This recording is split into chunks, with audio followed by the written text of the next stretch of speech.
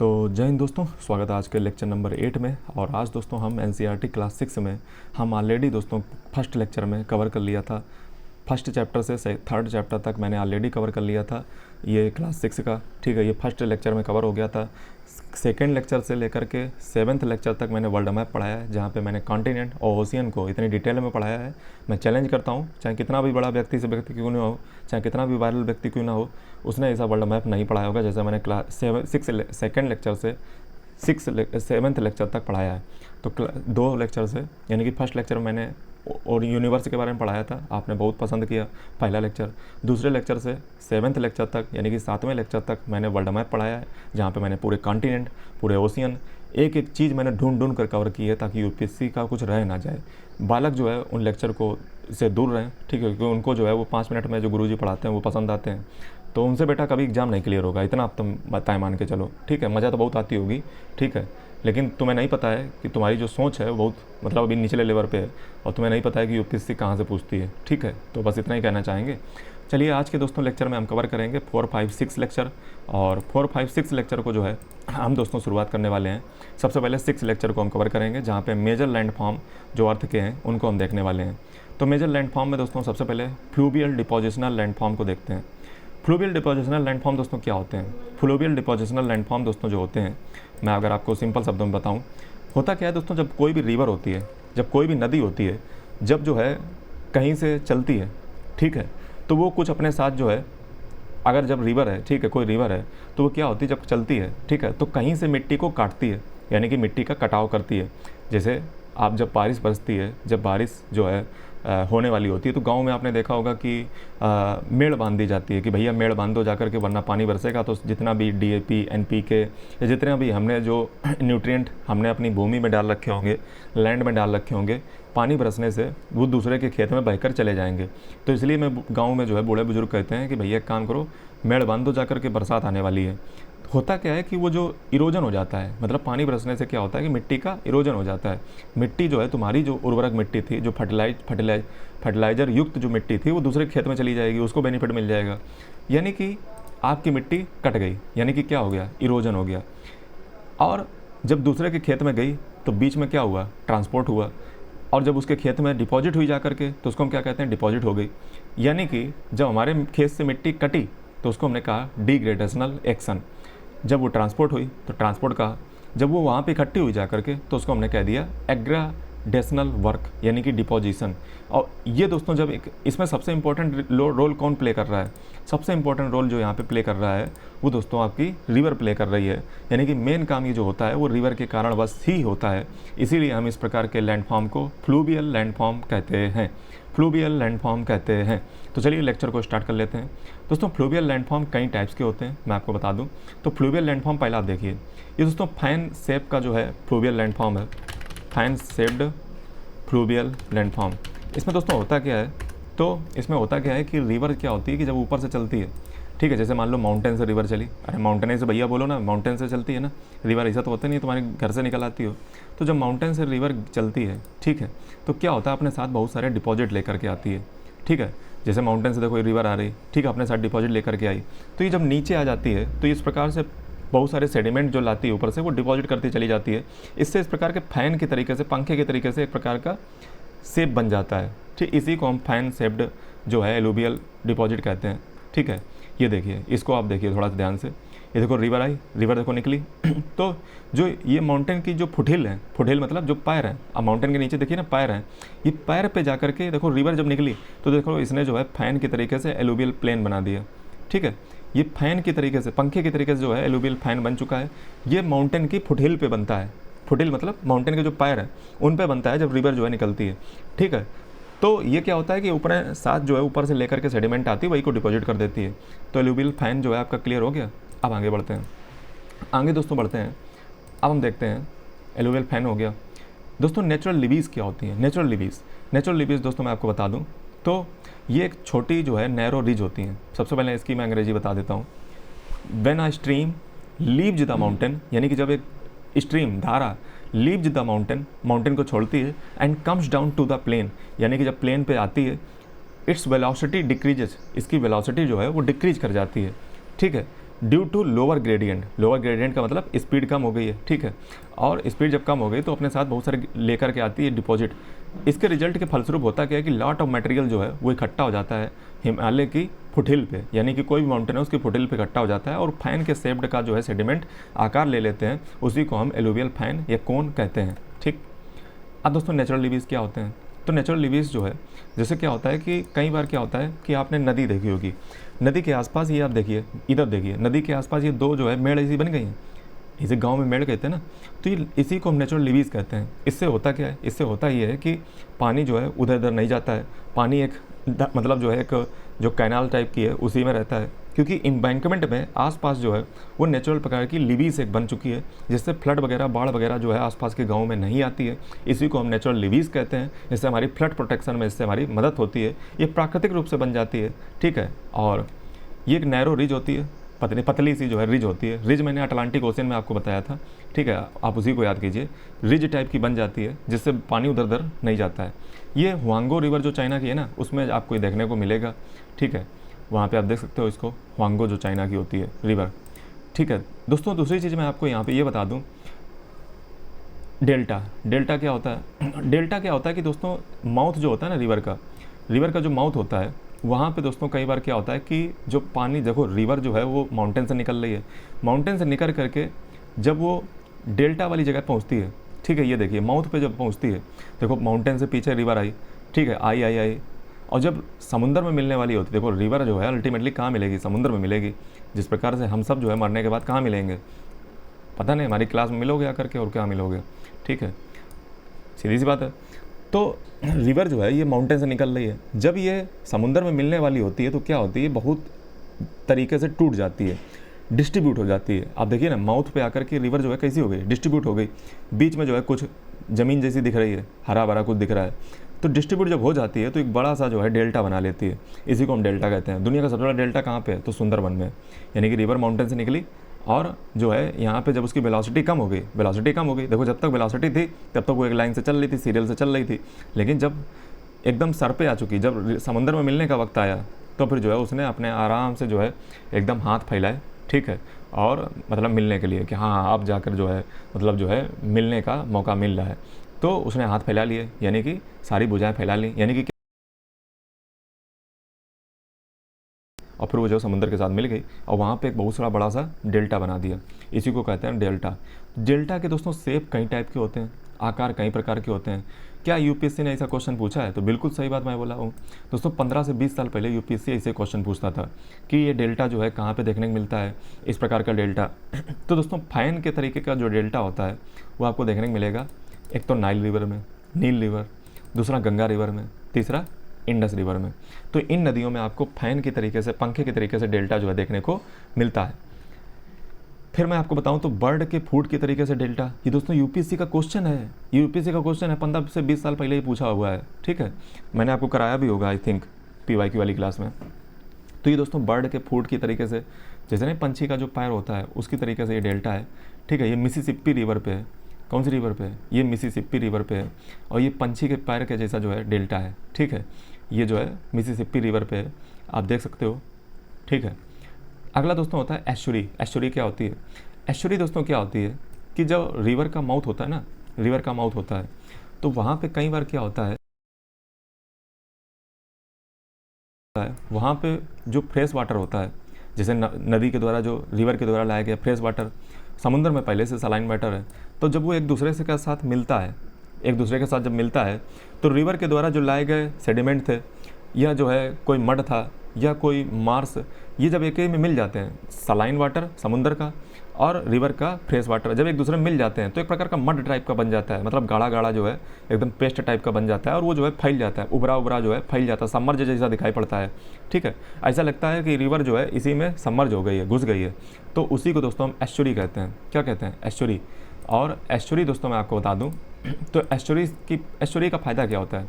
Estuary का दोस्तों फ़ायदा ये होता है कि एस्चुरी से हमारी जो समुद्र की लहरें, चूँकि ये पावरफुल होती हैं, एस्चुरी मतलब एक प्रकार का मड जैसा इकट्ठा हो जाता है, ठीक है। एस्चुरी में ये आप देख लीजिए, ठीक है, ये जो आप देख रहे हो ना, ये एस्चुरी टाइप की हैं, ठीक है। डिपॉजिट जो मड है, ये देखो रिवर आई है, ये लैंड है, ये डिपॉजिट जो मड है, ये मार्स जिसको हम कहते हैं, ठीक है, मड मतलब जो है कीचड़, ठीक है, तो वो जो है इकट्ठा हो जाता है, इसी को हम एस्चुरी कहते हैं, ठीक है। तो ये जो है एस्चुरी का फ़ायदा क्या होता है, एस्चुरी दोस्तों बहुत पावरफुल होती हैं। जैसे अगर आप इधर देखोगे तो मैं अगर आपको दिखाऊं तो ये देखिए, ये जैसे आप देख रहे हो ना, ये देखिए कितना जो है मतलब ऐसा लगता है कि रिवर जो है इसी में सबमर्ज हो गई है, ठीक है, इसी में मिल गई है।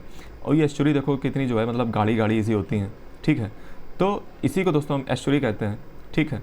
और याद रखिएगा, देखिए ऐसा लगता है कि इसी में जो है क्या हो गया है, ऐसा लगता है कि river appears to be submerge, यानी कि रिवर ऐसा लगता है कि रिवर का जो माउथ है वो इसी में सबमर्ज हो गया है, इसी को हम एस्चुरी कहते हैं। एस्चुरी की सबसे खास बात ये होती है कि ये हमारा प्रोटेक्शन किससे करती है। जैसे समुद्र में कोई बहुत सी मान लो ज्वार भाटा या लहर आई बहुत भयानक खतरनाक, तो एस्चुरी क्या होती है उसको बर्दाश्त कर लेती है। एस्चुरी बहुत बेनिफिट होती है, करती है किसको, ये जो है जो मछली पालन होता है, फिशरी होता है, जो पोर्ट वगैरह होते हैं, क्योंकि जहाज़ को खड़ा करने के लिए कुछ तो ग्राउंड चाहिए ना, तो ये उसके लिए बहुत ही उपयुक्त, बहुत ही बेहतरीन होती है एस्चुरी। अगला दोस्तों है क्यूस्पेड डेल्टा। क्यूस्पेड डेल्टा दोस्तों ऐसा होता है, आप देख सकते हो, ठीक है। अच्छा मैं आपको बता दूं, ये हुडसन एस्चुरी है, ठीक है, उसी का ये फोटो है, Hudson estuary. Bird food delta already बता चुका हूँ। क्यूस्पेड डेल्टा दोस्तों क्या होता है, क्यूस्पेड डेल्टा दोस्तों इस प्रकार का जो है आपको देखने को मिलता है। क्यूस्पेड डेल्टा, इसमें होता क्या है कि क्या होता है कि जब मान लो कोई जो है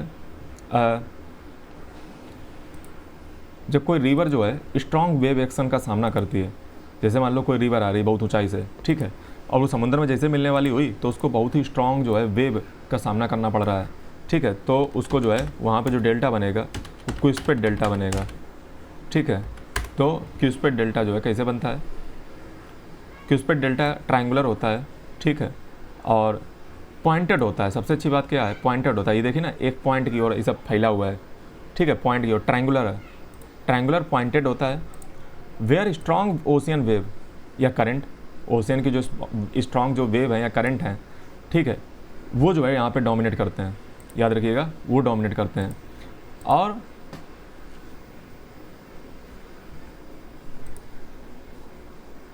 जब वो डोमिनेट करते हैं तो क्या होता है कि इस प्रकार की चीज़ जो है आपको देखने को मिलती हैं, ठीक है। और ये सिर्फ हाई जहाँ पे एनर्जी होती है कोस्टल जोन में, वहीं पे जो है देखने को मिलता है, ठीक है। दरअसल जो बर्ड फूड डेल्टा था या जो फाइन शेप्ड डेल्टा था, वहाँ पे उतनी स्ट्रॉन्ग वेव नहीं थी समुद्र की, लेकिन ये सिर्फ स्ट्रॉन्ग वेव में ही देखने को मिलता है, ये बात आपको पता होनी चाहिए।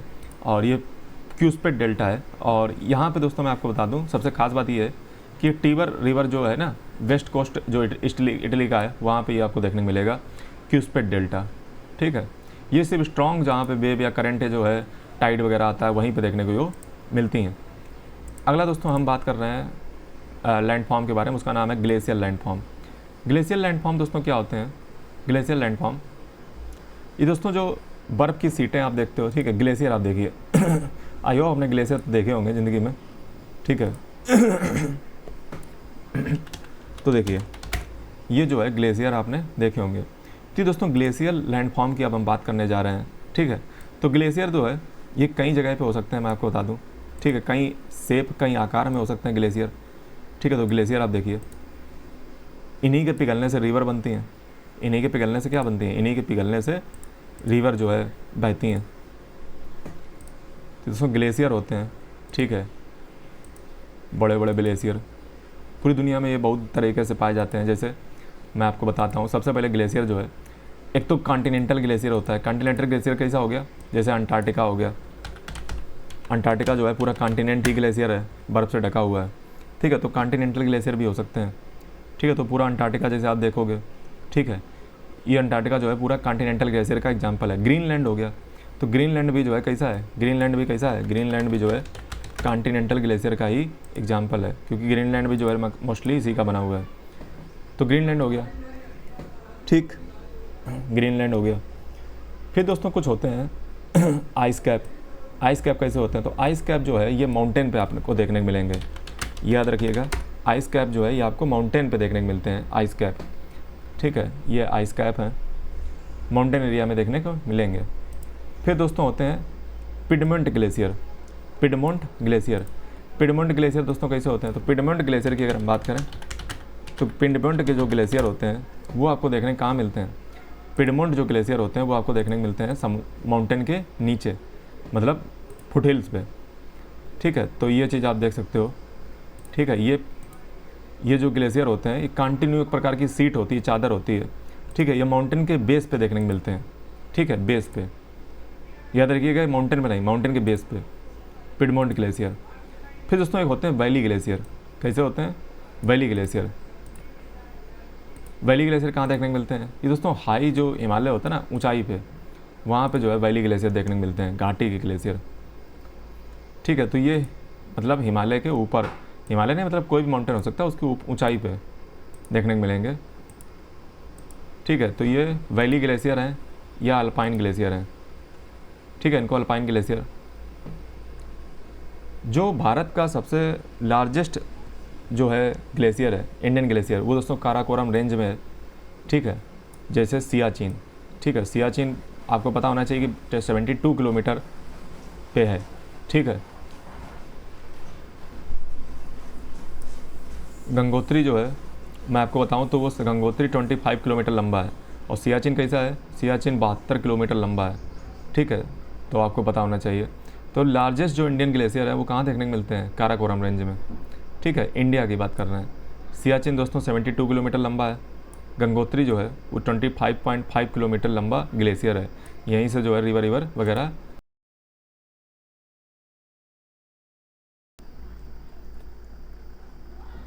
ये दोस्तों मेरा माइक जो है बार बार पता नहीं क्यों गड़बड़ कर रहा है, मैं ये लेक्चर दोबारा शूट कर रहा हूँ, ठीक है। तो सियाचिन ग्लेशियर जो है आपको पता चल गया, ठीक है। वैली ग्लेशियर आपको समझ आया? ये माइक जो है लफड़ा करता है मेरा, लफड़े हज़ार, ठीक है। मैं 2 बार जो है लेक्चर शूट कर चुका हूँ, सोचिए कितनी तकलीफ होती होगी। भयंकर गर्मी में बैठा हुआ हूँ, पंखा नहीं चला रहा हूँ ताकि आपकी आवाज़ ना ख़राब हो जाए, ठीक है। इसलिए मैं बार बार इसको देख रहा हूँ कि माइक तो नहीं गड़बड़ कर रहा है, ठीक है। तो चलिए आगे बढ़ते हैं दोस्तों। लैंडफॉर्म में जो है, ग्लेशियर लैंडफॉर्म में जो है, आप इनके लैंडफॉर्म को देखिए, बहुत ध्यान से अब आपको देखने की ज़रूरत है। हम ग्लेशियर लैंडफॉर्म को जो है देखने जा रहे हैं। तो ग्लेशियर लैंडफॉर्म को दोस्तों जब हम अपने देखते हैं, ठीक है, तो इनको जो है हम प्रिंट कर लेते हैं ना, तो प्रिंट इनको कर लेते हैं, 1 सेकेंड। ग्लेशियर लैंडफॉर्म को हम देखने वाले हैं, मत प्रिंट करो, ग्लेशियर लैंडफॉर्म, ठीक है। तो ग्लेशियर लैंडफॉर्म को जो है आप देखिए। ये दोस्तों ग्लेशियर लैंडफॉर्म को थोड़ा ध्यान से देखिएगा, बहुत ध्यान से देखने की ज़रूरत है। ये जो आप देख रहे हो ना, ये मेरा एरो को देखिएगा, कंप्यूटर का जो मेरा एरो है ना उसको देखिएगा। ये देखिए यू शेप का है कुछ, इसको हम हैंगिंग वैली कहते हैं। हैंगिंग वैली दोस्तों क्यों कहा? क्योंकि अगर ये जो वैली आप घाटी देखोगे तो ये टंगी हुई है, मतलब ऊंचाई पे टंगी हुई है, ठीक है। तो इसको हम क्या कहेंगे? Hanging valley. जैसे मान लो इस प्रकार से कोई वैली जो है वो टंगी हुई है, तो इसको, इस वाले को हम क्या कहते हैं? इसको हम कहते हैं हैंगिंग वैली, ठीक है। जो आप ये देख रहे हो तो ये हैंगिंग वैली है। फिर दोस्तों एरिड क्या होता है? एरिड क्या होता है? तो एरिड क्या होता है मैं आपको बताता हूँ। ये आप जो देख रहे हो ना, ये जो इसकी नोक देख रहे हो, जहाँ पे जैसे ये जो है ना, ये जो ऊपर वाला है, ये इसको हम दोस्तों एरिड कहते हैं। मैं फिर आवाज़ देख लेता हूँ, तो इसको हम एरिड कहते हैं। ये जो ऊपर होता है ना, ये वाला, इसको हम एरिड कहते हैं। और जो हैंगिंग वैली होती है वो इस प्रकार से होती है, हैंगिंग वैली ऊंचाई पे टंगी होती है, हैंगिंग वैली, ठीक है। ऐसे ये हैंगिंग वैली होती है। एरिड ये होता है ऊपर वाला, इसको हम एरिड कहते हैं। फिर दोस्तों हॉर्न क्या होता है? हॉर्न, तो हॉर्न दोस्तों जो है मैं अगर आपको बताऊँ तो हॉर्न कुछ इस प्रकार से होता है, मतलब जहाँ पे कई सारे एरिड जैसे ये थे ना, ये, तो ये जब इधर से मिल रहा, इधर से मिल रहा, तो ये जो एक पॉइंट पे मिलते जाकर, जैसे मान लो बहुत सारे जो है एक पॉइंट पे जाके मिल रहे हैं जाकर के, तो उसको हम हॉर्न कहते हैं। क्या कहते हैं? हॉर्न। अरे आप ऐसे समझिए, जैसे ये मान लो एक ये एरिड है, एक ये एरिड है, और मान लो एक और एरिड है, ठीक है। तो जिस जगह पे, जिस पॉइंट पे मिलते जाकर के हैं, तो उनको हम हॉर्न कहते हैं। ये देखो, ये बेटा ऊपर देख रहे हो, हॉर्न, ये देखो एक एरिड ये गया है, ठीक है, ये देखो लाइन इसी गई है, ठीक है। दूसरा एरिड देखो ये गया है, तो इसी जो हॉर्न जो है आप समझ गए, जहाँ पे मिलते हैं बहुत सारे एरिड जाकर के, उसको हम हॉर्न कहते हैं। क्या कहते हैं? हॉर्न कहते हैं। समझ में आया? फिर दोस्तों तार्ण क्या होता है? तार्ण, टार्न, TARN, टार्न। वो दोस्तों क्या होता है कि आप, अगर आप बहुत जूम करके मैं आपको फिर दिखाता हूँ, ठीक है, अगर आप देखिए, ध्यान से देखिएगा टार्न को, ये दोस्तों आप टार्न को देख सकते हो। ये आप एक प्रकार की जो आप देख रहे हो, ठीक है, जगह, ये जो आप देख रहे हो उसमें जो है ये छोटा सा जो है होल ऐसा है, ठीक है, उसमें पानी सा भरा हुआ है, इसी को हम तार्ण कहते हैं। घाटी में क्या होता है कि इसी प्रकार से जो वैली होती है उसमें जो है पानी जैसा भर जाता है। ठीक है, ये अगर आप देखोगे एक छेद है। तो एक एक करके मैं पहले डिफिनेशन क्लियर कर देता हूँ। सबसे पहले हैंगिंग वैली की डिफिनेशन देखते हैं। तो हैंगिंग वैली की डिफिनेशन क्या है, देखिए हैंगिंग वैली की डिफिनेशन जो है वो मैं अगर आपको दिखाऊं, देखिए formed when smaller tributary are unable to cut as deeply as bigger and ones the remain hanging at higher level than the main valley as discordant tributary. दोस्तों होता क्या है कि जब स्मॉलर जो ट्रिब्यूटरी होती हैं वो अनेबल हो जाती हैं, यानी कि योग्य नहीं रहती हैं उसको काटने के। जैसे मान लो कोई, ये देखो ये हैंगिंग वैली कैसे बनी होगी, आपने सोचा कभी? क्योंकि जो पानी है ना वो इसको काट ही नहीं पा रहा है, तो ये जो है यहीं पे लटक के रह गई है हैंगिंग वैली। ठीक है, पानी काटे नहीं पा रहा है क्योंकि उसमें पानी में इतना दम ही नहीं है, तो ये हैंगिंग वैली टाइप का जो है लटक के रह जाता है। ठीक है,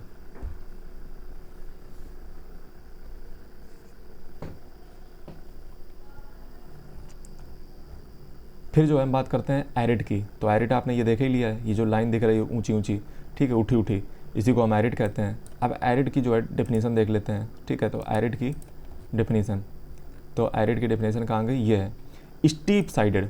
स्टीप साइडेड का मतलब कुछ यूँ, स्टीप साइडेड का मतलब यूँ। ठीक है, ये जो आप देख रहे हो ना, ये स्टीप साइडेड, ये जो आप देख रहे हो ये, अरे मैं आपको फिर दोबारा दिखाता हूँ। अरे इसे मान लो, जैसे मान लो ये है, ठीक है, ये जो लाइनें आप देख रहे हो ना ये स्टीप साइडेड है, मतलब ये एकदम जो है ऊंचाई पे होती हैं, मतलब यूँ आती हैं ऐसे। ठीक है, स्टीप साइडेड मतलब एकदम नीचे एकदम गई। और ये जो पॉइंट होता है जहाँ पे मिलती जा करके हैं बहुत सारी एरिड, इसको हम हॉर्न कहते हैं। ठीक है, क्या कहते हैं, हॉर्न कहते हैं। तो स्टीप साइडेड होती हैं एरिड। ठीक है, और हॉर्न किसको कहते हैं, जहाँ पे बहुत सारी जो रिजेस होती हैं, ये जो एरिड होती हैं मिलती जा करके हैं, तब जो है हम हॉर्न कहते हैं, दो या दो से अधिक जहाँ पे मिल रही हों, हॉर्न, समझ गए। फिर मैंने क्या बताया था, टार्न। टार्न क्या होता है उसकी डेफिनेशन देख लो, टार्न। तो टार्न जो है, टार्न की आई थिंक जो है डेफिनेशन नहीं दी है। ठीक है, तो ये टार्न आपने देखा कि पानी ऐसा भरा हुआ है, एक घाटी में छोटा सा गड्ढा है, ठीक है, वहाँ पे पानी भरा हुआ है, टार्न। ठीक है, आगे बढ़ते हैं। अब दोस्तों है पेटर नोस्टर लेक। पेटर नोस्टर लेक, तो ये जो छोटी छोटी झीलें देख रहे हो ना, जैसे ये जो, ये देखो एक तो एरिड इधर है, एक एरिड इधर है। ठीक है, जैसे मैं आपको अभी दिखाता हूँ, एक सेकेंड। जैसे मान लो ये था, ठीक है, तो यहाँ पे एक लेक बन गई, यहाँ पे एक लेक बन गई, तो इसको हम पेटर नोस्टर लेक कहते हैं। ठीक है, पेटर नोस्टर लेक, पेटर नोस्टर लेक ये जो है घाटी में नीचे बन जाती है लेक टाइप की, तो इसको हम पेटर नोस्टर लेक कहते हैं। ठीक है, क्या कहते हैं, पेस्टर नोस्टर लेक, पेटर नोस्टर लेक। ठीक है, फिर दोस्तों सर्क क्या होता है, तो सर्क जो है अगर आप देखोगे तो ये आप देख सकते हो इसकी डेफिनेशन, सर्क ये हॉलो होता है, यानी कि खोखला होता है, basin cut into mountain range. तो माउंटेन रेंज में क्या होता है कि हॉलो टाइप का ये खोखला खोखला हो जाता है, इसको हम सर्क कहते हैं। ठीक है, देखिए माउंटेन रिज रही होगी, उसमें जो है खोखला हो गया हिस्सा, ठीक है, होलो हो गया, खोखला हो गया, खाली हो गया, तो इसको हमने सर्क नाम दे दिया, cirque. Hollow basin cuts into a mountain ridge, यानी कि हालो या खोखला जो है बेसिन होता है एक माउंटेन रिज में जो है खोखला। ठीक है, और इसके 3 साइड पे जो है क्या होती है, इसके 3 साइड पे स्टीप साइडेड स्लोप होती हैं, 3 साइड पे। आप देखिए ना इसके 3 साइड पे स्लोप हैं, एक तो ये इधर और एक ये इधर और एक ये पीछे। ठीक है, तो स्टीप साइडेड जो है इसकी 3 स्लोप हो गई। ठीक है, और इसके बीच में क्या होता है, यहाँ पे एक चीज़ और लिखी हुई है, when the ice melt the cirque may develop into a tarn lake. होता क्या है कि इसी जब सर्क में जो है जब ये मेल्ट होती है तो नीचे जो है पानी भर जाता है, इसी को हम तारण उस समय कहा था, ये टार्न उसी से बनता है। ठीक है, जब उसमें पानी भर जाता है पिघल करके, 3 साइड से पानी आकर के ग्लेशियर से। ये दोस्तों अब मैं आपको दिखाऊं तो ये दोस्तों है ग्लेशियल ट्रूप। ये क्या है, ग्लेशियल ट्रूप है। ये नीचे अगर देखोगे तो ग्लेशियल क्या है, ट्रूप है। ठीक है, ग्लेशियल ट्रूप क्या होता है मैं एक बार फिर दिखा देता हूँ। Original stream cut valley further modified by glacier action. ठीक है, ये एक प्रकार से ओरिजिनल जो है एक प्रकार से वैली थी, ठीक है, जो फर्दर जो है कट गई है। ठीक है, और ये जो है ग्लेशियल ट्रूप बन गया है, ग्लेशियल ट्रूप। और ये यू शेप की वैली होती है, मैच्योर स्टेज होती है वैली फार्मेशन की। यू शेप की है ना। चलो ये सारी चीज़ें क्लियर हो गई, आगे बढ़ते हैं। हॉर्न वगैरह हो गया। अब दोस्तों डीप फजोर्ड क्या होता है? डीप फजोर्ड ये आपको नॉर्वे में देखने को मिलेगा, ग्रीनलैंड में, न्यूजीलैंड में, ठीक है। ये स्टीप साइडेड होती हैं, नैरो एंट्रेंस होते हैं, ठीक है, कोस्ट पे, और जहाँ पे जो दो कोस्ट मिलते हैं। तो ये दोस्तों आपको वी शेप का तरीका दिख रहा है, ठीक है। और ये बहुत ही छोटा सा रास्ता होता है नैरो शेप का, ठीक है, दो वैली के बीच में। तो नॉर्वे, न्यूजीलैंड और ग्रीनलैंड वगैरह में देखने को मिलेगा। इसको हम डीप फजोर्ड कहते हैं, फजोर्ड।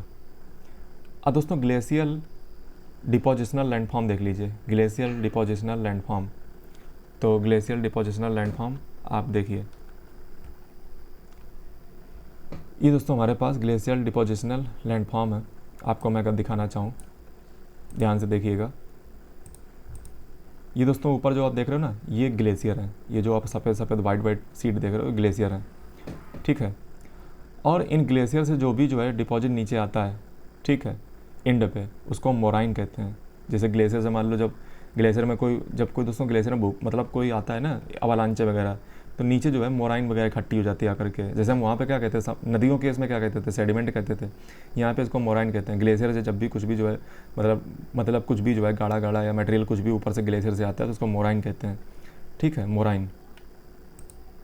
मोराइन हो गया, आगे बढ़ते हैं। ये जो आप देख रहे हो, ये फैन की तरीके से जो आप देख रहे हो, ठीक है, एक ऐसी लंबी सी लाइन जा रही है, इसको एस्कर कहते हैं, एस्कर या इस्कर कहते होंगे। ये दोस्तों केटल लेक है, ये जो छोटी सी आप झील देख रहे हो, ठीक है, ये केटल लेक है। ये मैदान है पूरा, दरअसल प्लेन है, ऊपर ग्लेशियर है। ये इंड मोराइन है, यानी कि मोराइन का आखिरी है, इंड हो गई यहाँ पे, कहते ख़त्म है। ये केटल लेक है, ठीक है, केटल लेक। ये ड्रुमलिन फील्ड है, जैसे ये जो आप देखोगे उठी उठी तरीके से दिख रही है, ये ड्रुमलिन फील्ड इसको कहते हैं। ये केटल लेक्स ये भी हैं, ये छोटी छोटी जो झीलें दिख रही हैं, ये केटल लेक्स हैं। ये आउटवाश प्लेन है, यानी कि धुले हुए पूरे प्लेन है, ठीक है, एकदम अच्छे प्लेन है, आउटवाश प्लेन। ये बेडरॉक है, जो ज़मीन के नीचे का होता है, बेडरॉक है। ये ग्राउंड मोराइन है, जो ग्राउंड में जो मोराइन पहुंच गई है उसको ग्राउंड मोराइन। ये दोस्तों कर्नीज है, ये अगर आप देखोगे। अब दोस्तों सबकी टेक्निकल डेफिनेशन देख लेते हैं, ठीक है। टेक्निकल डेफिनेशन जो है आप देखने की बात आ गई। सबसे पहले आउटवाश प्लेन, ये दोस्तों सबसे लोएस्ट पॉइंट होते हैं, ठीक है, और ये सबसे लोएस्ट पॉइंट जहाँ पे जो है मेल्टिंग पूरी प्रक्रिया हो चुकी है, ठीक है। और आउटवाश प्लेन है, ठीक है, यहाँ पे सब मेल्टिंग वगैरह हो चुका है, सेडिमेंट वगैरह सब यहाँ पे अच्छे से इकट्ठे हो चुके हैं, सब धुल चुका है, इसलिए इसको हम आउटवाश प्लेन कहते हैं। फर्टाइल होता है, काफ़ी बढ़िया जो है यहाँ पे खेती कर सकते हो। इस्कर क्या होता है? तो विंडिंग रिज, आप देखिए इस्कर का, ये इस्कर, ठीक है। तो ये एक प्रकार की क्या होती है, विंड से बनी हुई रिज होती है, देखिए ना, रिज उठी हुई भाग होगी, रिज, ठीक है। इस्कर हवा से इस्कर बना हुआ है, रिज है। Winding ridge of an unassorted deposition of rock, gravel, clay running along a glacier in the till plain. The isker resemble the feature of an embankment are often used for making road. तो इस्कर जो है, जिसमें जो है deposit type का इकट्ठा हो जाता है, ठीक है, इस प्रकार से ये रोड बनाने में काफ़ी मदद करता है इस्कर वगैरह, ठीक है। आगे बढ़ते हैं। आगे दोस्तों केम टेरेस, तो केम टेरेस देख लो कहाँ पे है।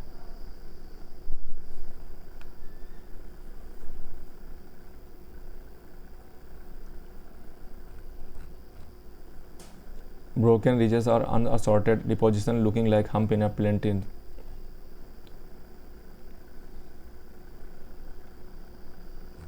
इसका नहीं दिया गया है, ठीक है।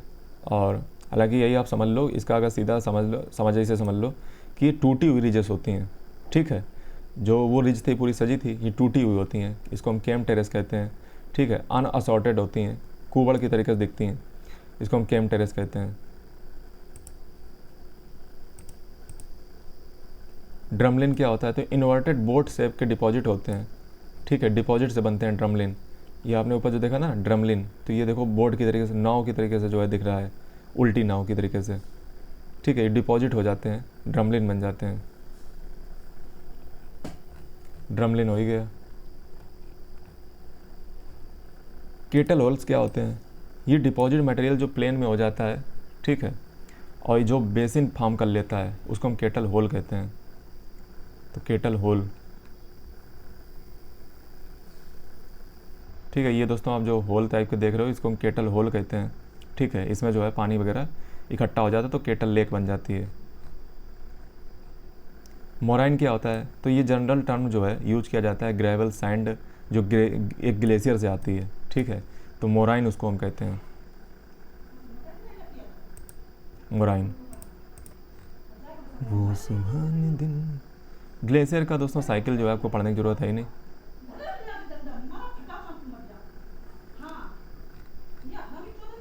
अब दोस्तों एक क्वेश्चन है आपके मेंस में हो सकता है पूछ दे कि why are world's highest mountain at the equator, यानी कि वर्ल्ड के जो हाईएस्ट माउंटेन होते हैं वो इक्वेटर पे ही क्यों होते हैं, ये देखो तो पूछा गया है, ठीक है। तो इसके पीछे रीज़न क्या है ये आपको देखना है।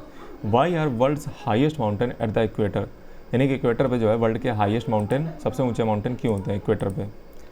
तो इसके पीछे कारण है ice and glacier coverage at lower latitude altitude in cold climate is more important then collision of tectonic plates, ठीक है। तो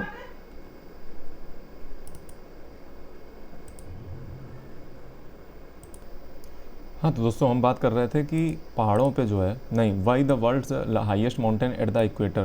दोस्तों इक्वेटर पे ही जो है, अगर हम बात करें, एक सेकंड मुझे थोड़ा समय दीजिए तो मैं आपको अच्छे समझा देता हूँ। इक्वेटर पे जो है दुनिया के सबसे बड़े माउंटेन क्यों देखने को मिलते हैं इक्वेटर पे, उसके पीछे दोस्तों रीज़न ये है कि इक्वेटर पे क्या होती है बेटा, गर्मी होती है। तो जब इक्वेटर पे गर्मी होगी तो यहाँ पे जो पहाड़ होंगे उनकी जो स्नो लाइन होगी वो बहुत ऊंचे पे होती है। स्नो लाइन दोस्तों वो होती है जहाँ पे जो है, जिसके ऊपर आपको ग्लेशियर वगैरह देखने को मिलते हैं, और बड़े बड़े ग्लेशियर। देखो जब यहाँ पे इक्वेटर पे क्या होता है, गर्मी होती है ज़्यादा, तो इक्वेटर पे जो स्नो लाइन होती है थोड़ी ऊंचाई पे होती है, यानी कि बहुत नीचे पे जो है ठंडी नहीं पड़ती है। आप कहोगे सर बर्फ़ से, ग्लेशियर से पहाड़ों का क्या तात्पर्य है, और इक्वेटर पे पहाड़ इतने ऊंचे ऊंचे क्यों होते हैं, माउंटेन इतने ऊंचे ऊंचे क्यों इक्वेटर पे होते हैं। उसके पीछे रीज़न यही होता है कि यहाँ पे ग्लेशियर बहुत ऊंचे पे होते हैं, और ग्लेशियर जब ऊंचे पे होंगे, आप कहोगे ग्लेशियर से क्या तात्पर्य है। ग्लेशियर देखो जब ऊंचे पे होंगे तो क्या होगा, देखो ग्लेशियर बहुत डेंजर होते हैं। ग्लेशियर जब फटते हैं ना तो अपने साथ जो है सब कुछ उठा करके जो है नीचे लेकर आते हैं, डेबरी वगैरह जो भी है नीचे लेकर के आते हैं, तो इससे माउंटेन की साइज़ जो है वो छोटी रह जाती है, ठीक है, और वो पिघलते हैं तो उससे माउंटेन जो है छोटे हो जाते हैं। लेकिन इक्वेटर में क्या होता है, इक्वेटर में ऐसा नहीं होता। इक्वेटर में जो है वो जो ग्लेशियर होते हैं बहुत बड़े नहीं होते हैं, ग्लेशियर बहुत छोटे होते हैं। जितना बड़ा ग्लेशियर होगा उतना ही ज़्यादा डर रहता है उसके फूटने का, और फिर जो है माउंटेन के साइज़ का छोटे होने का। लेकिन इक्वेटर पे क्या होता है कि इक्वेटर पे चूँकि इतनी गर्मी पड़ती है तो वो जो है ग्लेशियर बड़े बन ही नहीं पाते हैं, और ना उनके फिर टूटने का डर, और इसीलिए जो स्नो लाइन होती है बहुत ऊंचे पे होती है, बहुत ऊंचे पे जो है सर्दी होती है जाकर के। इक्वेटर पे सर्दी यानी कि जो ठंडी है वो नीचे नहीं होती, बहुत ऊंचे पे होती जाकर के, यानी कि इसीलिए जो माउंटेन होते हैं इक्वेटर बहुत ऊंचे होते हैं, क्योंकि जो वहाँ पे स्नो लाइन होती है, बर्फ़ के पिघलने की जो लाइन होती है बहुत ऊँचे पे होती है, और माउंटेन के पास रास्ता मिल पाता है ऊपर तक जाने का। आपके दिमाग में आएगा सर माउंट एवरेस्ट जो है वो इक्वेटर पे नहीं है, तो माउंट एवरेस्ट या फिर जो हिमालय वाले हैं वो सब इतने ऊंचाई पे कैसे मतलब जो है बने हुए हैं, वो बहुत ऊंचे पर्वत माने जाते हैं, ऐसा कैसे हो गया सर। देखो माउंट एवरेस्ट के पीछे दो कारण हैं। पहली चीज़ ये कि माउंट एवरेस्ट को समझने के लिए आपको ये समझना पड़ेगा, जो हिमालय है उनको समझने के लिए ये समझना पड़ेगा कि जो एवरेस्ट है, जो हिमालय है, तो हिमालय बने कैसे हैं। आप पहले ये समझो हिमालय बने कैसे हैं। तो हिमालय दोस्तों यंग फोल्ड माउंटेन है, आप समझ नहीं रहे हो। हिमालय कैसे हैं, यंग फोल्ड माउंटेन है, और यंग फोल्ड माउंटेन है यानी कि यूरेशियन प्लेट और एशियन प्लेट जो है वो टकरानी है, टकराने से जो है यंग फोल्ड माउंटेन ये बने हुए हैं। उनकी स्पीड इतनी ज़्यादा है जितनी ग्लेशियर के इरोजन की स्पीड नहीं है, यानी कि जितनी ग्लेशियर का जो स्नो लाइन है जहाँ से ग्लेशियर इरोजन स्टार्ट होता है उनकी स्पीड कम है इन कंपेरिजन टू जो हिमालय है ना, उनकी जो स्पीड है वो ज़्यादा है, इसलिए उसका कोई प्रभाव पड़ता नहीं है। दूसरा कारण ये भी है कि चूँकि हिमालय जो है वो सूखा एरिया है, सूखा ड्राई एरिया है। क्यों? क्योंकि तिब्बतन प्लेट्यू पड़ता है, आपको पता है कितना सूखा रहता है। तो ड्राई के कारण क्या होता है कि हिमालय पे देखो ग्लेशियर बनने के लिए चाहिए होता है पानी, जहाँ पे जितना पानी बरसेगा वहीं पे भारी भयंकर ग्लेशियर बनेंगे। हिमालय चूँकि सूखा है, पानी बरसेगा नहीं, तो ग्लेशियर भयंकर बन ही नहीं पाते हैं, और जब ग्लेशियर नहीं भयंकर बन पाते हैं तो सीधी सी बात है हिमालय को रास्ता मिल जाता है ऊपर तक बढ़ने का। इसीलिए हिमालय जो है वो एक्सेप्शन है इस बात का। लेकिन आपको पता होना चाहिए कि इक्वेटर पे जो है स्नो लाइन बहुत ऊँचे पे होती है, सर्दी बहुत ऊँचे पे होती है, ग्लेशियर बहुत ऊँचे पे होते हैं, और बहुत भयंकर ग्लेशियर नहीं होते हैं इक्वेटर पे गर्मी के कारण। इसीलिए जो है जो इक्वेटर जो माउंटेन जो इक्वेटर पे होते हैं वो बहुत ऊंचाई तक जाते हैं। बात समझे भाई? चलिए अब आगे बढ़ते हैं, ये हमारा ख़त्म हो चुका है। अब हम आ चुके हैं किस पे, अब हम आ चुके हैं मरीन लैंड फॉर्म पे। किस पे? Marine land form. तो मरीन लैंड फॉर्म आप देख लीजिए, ठीक है। तो मरीन लैंड फॉर्म आपको पता है कि वाटर से रिलेटेड होगा, ठीक है, मरीन लैंड फॉर्म। तो ये देखिए ये जो है मरीन लैंड फॉर्म आपके सामने है, ये दोस्तों चास्म है, इसको हम चास्म कहते हैं, CHASM, ठीक है। ये नैरो डीप इंडेंटेशन होता है, ठीक है, नैरो होता है बहुत ज़्यादा, ठीक है दोस्तों। इसको हम चास्म कहते हैं, टेक्निकल टर्म में इस जो शेप है इसको हम चास्म कहते हैं, ठीक है। नैरो रास्ता होता है ये, दो पहाड़ियों मतलब जो दो पहाड़ हैं उसके बीच में डीप होता है, गहरा, ठीक है, इसको हम चास्म कहते हैं। ये दोस्तों वेव कट प्लेटफॉर्म होता है। ये अगर आप देखो ना तो ये लहरों के द्वारा जो है कट किया गया एक प्लेटफॉर्म है, ठीक है। जैसे अगर आपको मैं इसका पूरा दिखाऊं तरीका तो आप पहले समझिए इसको। ये वेव कट प्लेटफॉर्म है, जैसे सबसे ऊपर टेरेस है, ऊपर क्या है टेरेस, ये देखो टेरेस से जो है कटाई हुई है तो ये वेव कट प्लेटफॉर्म बन गया। फिर एक नीचे टेरेस बन गई, ठीक है, फिर उसके नीचे एक टेरेस बन गई कटाई हो करके। फिर सबसे नीचे जो है अगर आप देखोगे तो ये जो है सी क्लिप है, समुंदर की क्लिप है, ठीक है। सी क्लिप जो ये आप देख रहे हो इसको हम सी क्लिप कहते हैं। और ये पहले सी क्लिप रही होंगी। सी क्लिप मतलब जो टेरेस से एक नीचे टेरेस आती है ना उसके पीछे बीच में जो ये येलो येलो आपको दिख रहा है इसको हम सी क्लिप कहते हैं। ये हमेशा बदलती रहती हैं, जितना नीचे कटाव होता जाता है उतना ही जो है सी क्लिप नीचे आती रहती हैं। जैसे पहले सी क्लिप आपको लग रहा, देखो अभी जो सी क्लिप है, सी क्लिप वो नीचे वाली मानी जाएगी जहाँ समुद्र की लहरें टकराती हैं आकर के, वो सी क्लिप होगी। पहले ये सी क्लिप ऊपर रही होंगी, फिर कटाव हुआ, फिर सी क्लिप नीचे आ गई, तो टेरेस के नीचे जो येलो येलो नीचे पार्ट है उसको हम सी क्लिप कहते हैं। ये दोस्तों आप जो देख रहे हो सी क्लिप में एक छोटा सा होल हो गया है तो इसको हम सी केव कहते हैं, गुफा बन गई है, यानी कि समुद्र में क्लिप में गुफा बन गई है, सी क्लिप केव कहते हैं। ये दोस्तों जो आप देख रहे हो ये आप देखिए इधर, ये सी आर्च है। क्या है? सी आर्च, यू के जैसा जो है आपको दिख रहा होगा समुद्र में, ये सी आर्च है। ये जो एक माउंटेन ऐसा खड़ा हुआ है, छोटा सा माउंटेन नहीं कहेंगे, ये एक पहाड़ जैसा मतलब छोटा सा खड़ा हुआ है, एक हिल टाइप का खड़ा हुआ है, इसको हम सी क्या कहते हैं? सी स्टैक कहते हैं, सी स्टैक, STACK, ठीक है। ये जो मतलब एक खंबा ऐसा खड़ा हुआ है बीच में समुद्र के, ऐसे ही इसको सी स्टैक कहते हैं। और जो समुद्र के ऐसे खड़ा हो, ऐसे नहीं बना हुआ देखा होगा, इसको हम कहते हैं सी आर्च।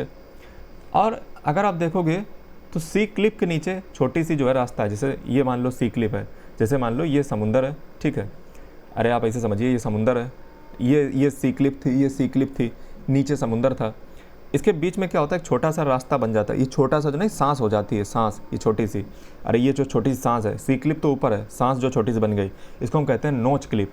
क्या कहते हैं? नोच क्लिप, नोस्ट क्लिप कहते हैं। ये आप देख सकते हो, ठीक है। ये दोस्तों जो है वेव के द्वारा जो है कट हुए प्लेटफॉर्म है, टेरेस कहते हैं, आपको पता है।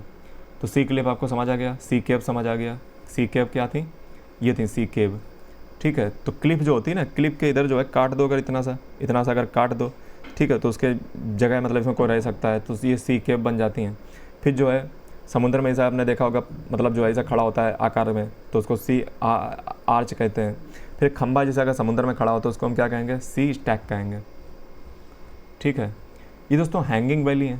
ये क्या है? Hanging valley. आप देखिए ना, हैंगिंग वैली अभी मैंने शुरू में पढ़ाया था, ये देखिए ऊंचाई पे होती है हैंगिंग वैली। हैंगिंग वैली ऊंचाई पे रहेगी, ठीक है। आप देखिए पहले प्लेटफॉर्म है, फिर उसके ऊपर से हैंगिंग वैली। ये ब्लो होल होते हैं, स्पूटिंग हॉर्न होते हैं, ठीक है, यहाँ से पानी हमेशा बाहर निकलता रहता है, ब्लो हॉर्न, ठीक है।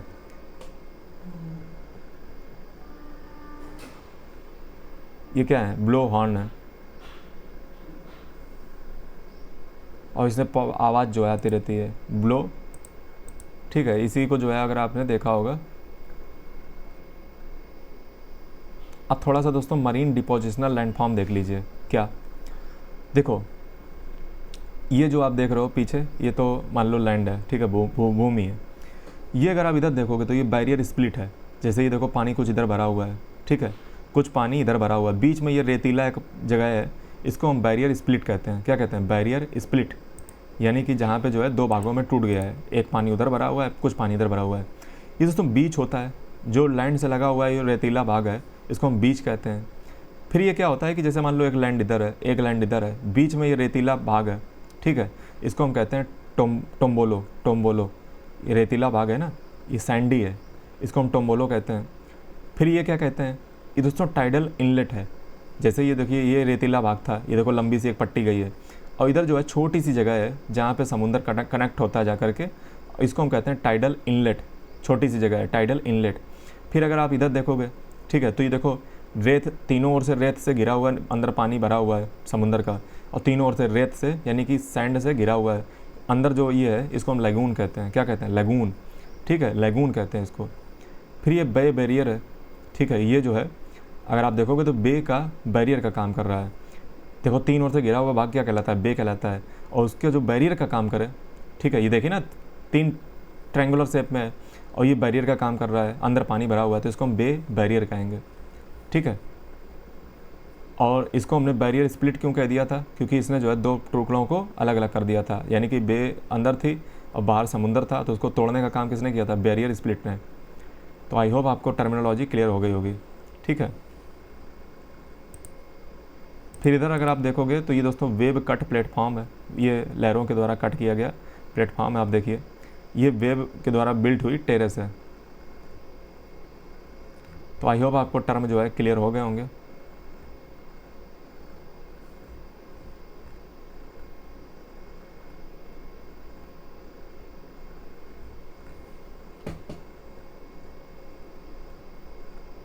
ये थोड़ा सा आप दोस्तों देख लीजिए, थोड़ा सा आपको समझ आएगा।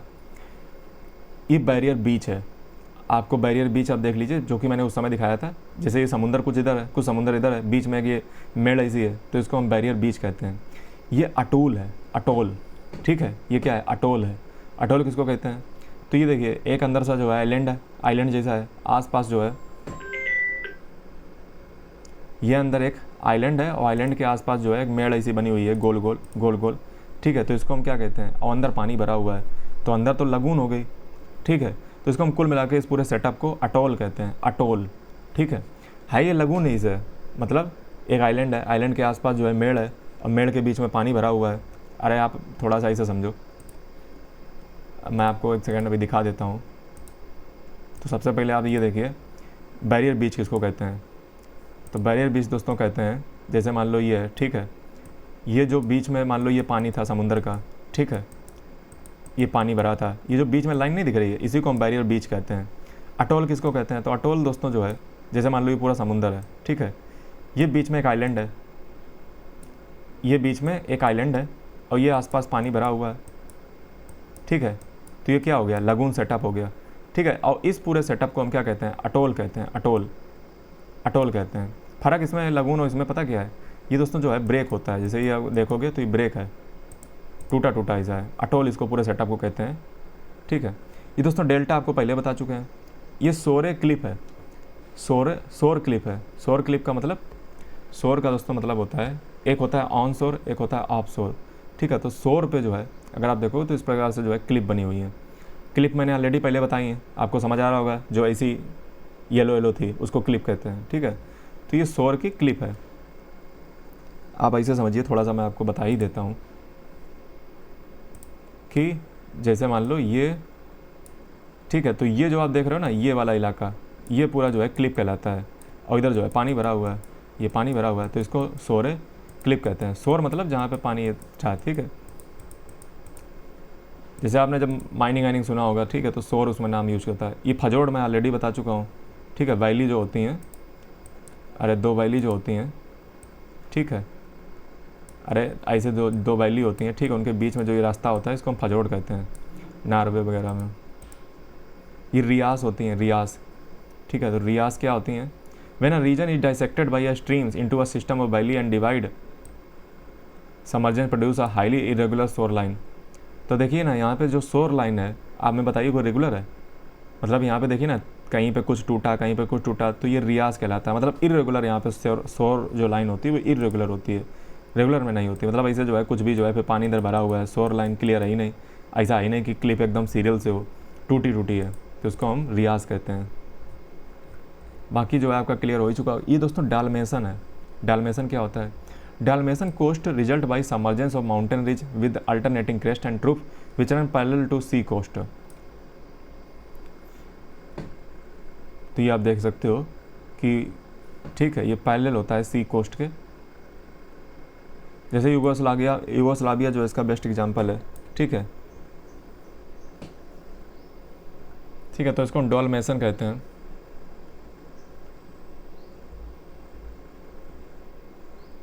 डॉलमेशन है। डॉलमेशन को अगर मैं और आपको दिखाऊं,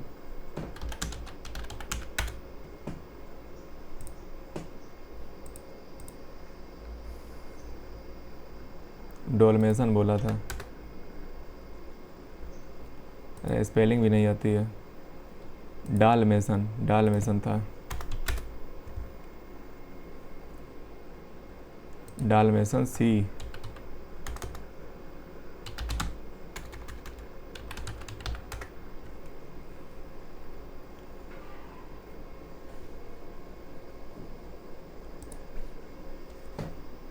तो ये डालमेशन दोस्तों इस प्रकार से होता है, आप देख सकते हो कि पैरेलल होता है कोस्ट के, मतलब एक कोस्ट इधर भी गई एक इधर भी गई, पैरेलल होता है डालमेशन।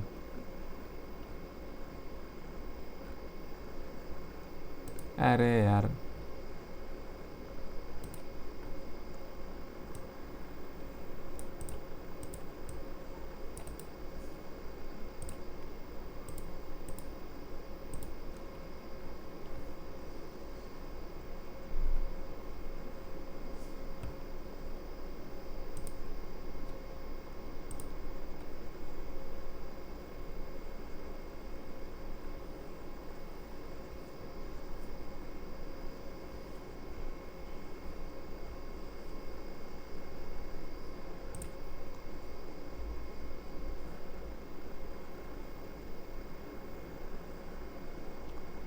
ठीक है, ये देखिए ये जो है पैरेलल जो है आई हुई है, एक उधर देखो कोस्ट है, एक देखो ये पैरेलल ही आई हुई है, ठीक है, कोस्ट टाइप की लग रही है, ठीक है, तो पैरेलल होता है, आप ऐसे समझ लो। डालमेशन हो गया।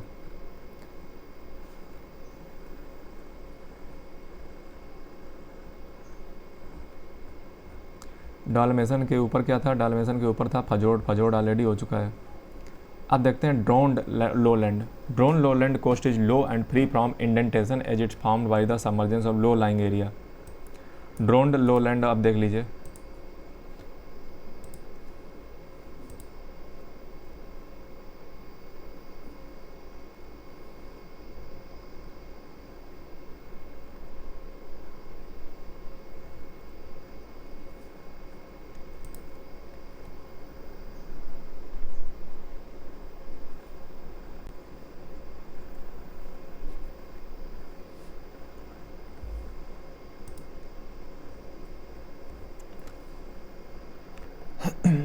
ये भी वही सी होती है, ठीक है, जो लेगून की जो पैरेलल लाइन होती है ना, लेगून को कवर करने वाली, तो उसी को जो है ड्रोन्ड लोलैंड कहते हैं, ठीक है। लेगून में जो आपने लाइन नहीं देखी थी आसपास जो क्लोज करती हैं उसको, ठीक है, वही जो पैरेलल बार होते हैं रनिंग, उसी को जो है लो लैंड से कवर, मतलब उसी को लो लैंड पर कहते हैं।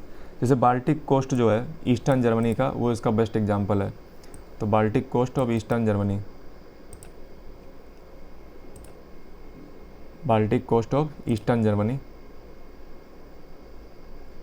ये आप देखोगे, ठीक है, ये बाल्टिक कोस्ट है ईस्टर्न जर्मनी का।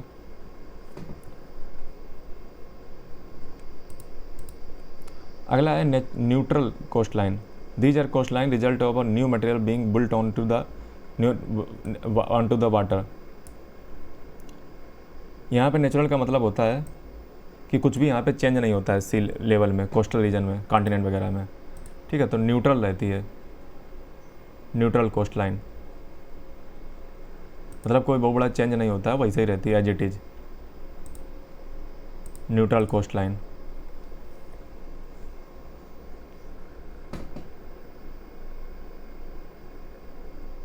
यहाँ सबमर्जेंस या जो इमरजेंस होता है उसका रिजल्ट यहाँ पे ये कोस्ट लाइन नहीं होती है, ठीक है,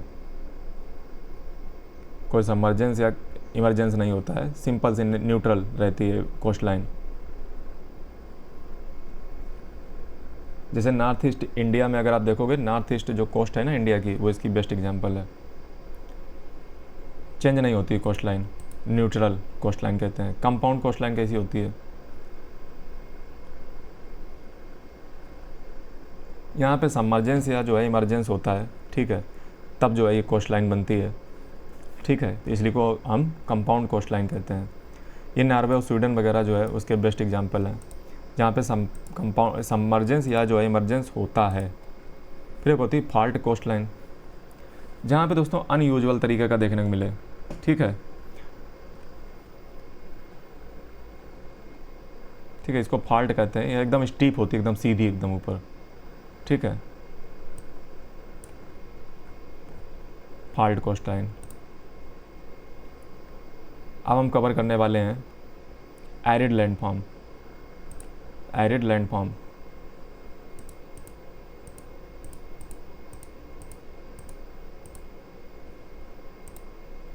एरिड लैंडफॉर्म। तो एरिड लैंडफॉर्म अगर आप देखोगे तो ये सूखे के बारे में हो रही, सूखा, डेजर्ट वगैरह, डेजर्ट या सेमी एरिड, ठीक है। तो सबसे पहले आप रिल देखिए, रिल प्रकार का लैंडफॉर्म, रिल।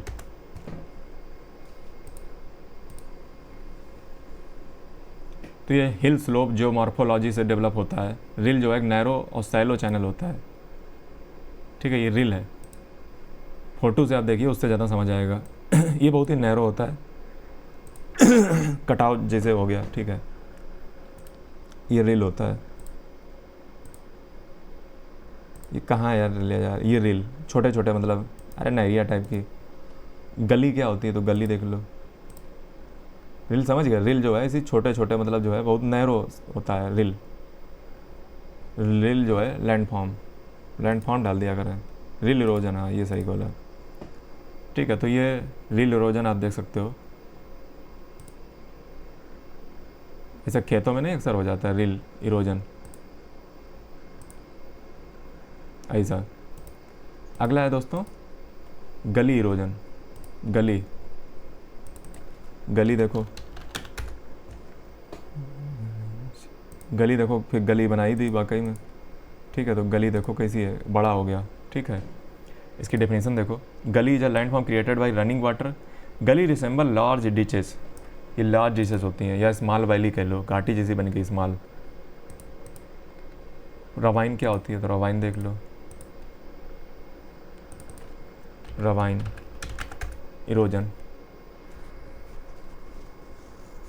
तो ये रवाइन की दोस्तों डेफिनेशन पहले देखो, ravine is a landform narrower than a canyon and is often the product of stream cutting. ये दोस्तों स्ट्रीम से जो है कट होता है, लेकिन याद रखना ये कैनियोन से छोटा होता है, ठीक है, कैनियोन जैसा नहीं होता है, लेकिन रवाइन होती हैं, ठीक है। मतलब देखिए ना कितना डार्क मतलब बना हुआ है, रवाइन कटाव होता है, लेकिन कैनियोन नहीं होता है, कैनियोन से थोड़ा सा छोटा लेवल, ठीक है, रवाइन। जैसे ग्रैंड कैनियोन, जैसे कैनियोन जो है हमारे आंध्र प्रदेश में है, गंडीकोटा कैनियोन, ठीक है, तो कैनियोन से छोटा हिस्सा होता है, ठीक है। ये रवाइन होती है, काफ़ी दूर तक जाती है रवाइन, स्ट्रीम से होती है, मतलब धारा से बनती है। अगला है दोस्तों बैडलैंड टोपोग्राफी। तो बैडलैंड टोपोग्राफी देखिए आप,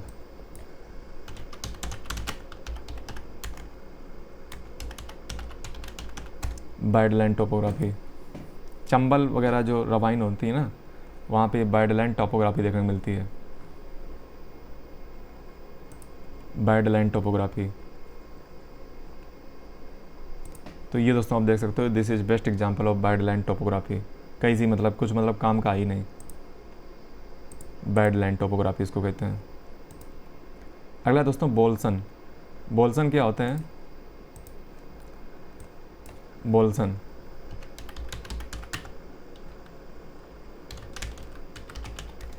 बोल्सन देखिए,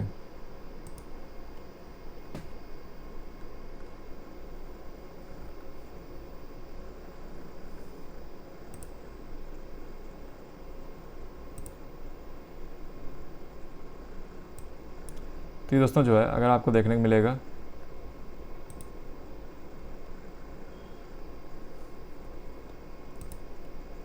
आप इधर देखिए,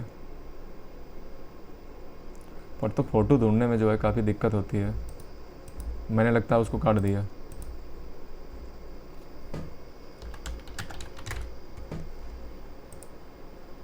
बोल्सन हम देख रहे थे,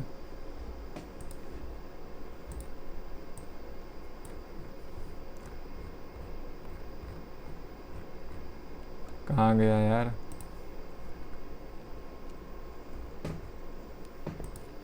ज्योग्राफी,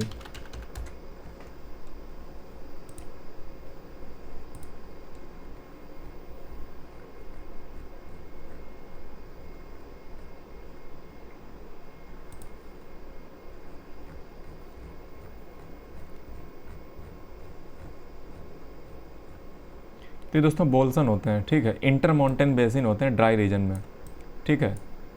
ये मतलब माउंटेन से घिरे हुए बीच में जो जगह होती है ना, मतलब ड्राई सूखी हुई, तो उसको हम बोल्सन कहते हैं। माउंटेन होते हैं आसपास, इंटर माउंटेन मतलब माउंटेन के बीच में।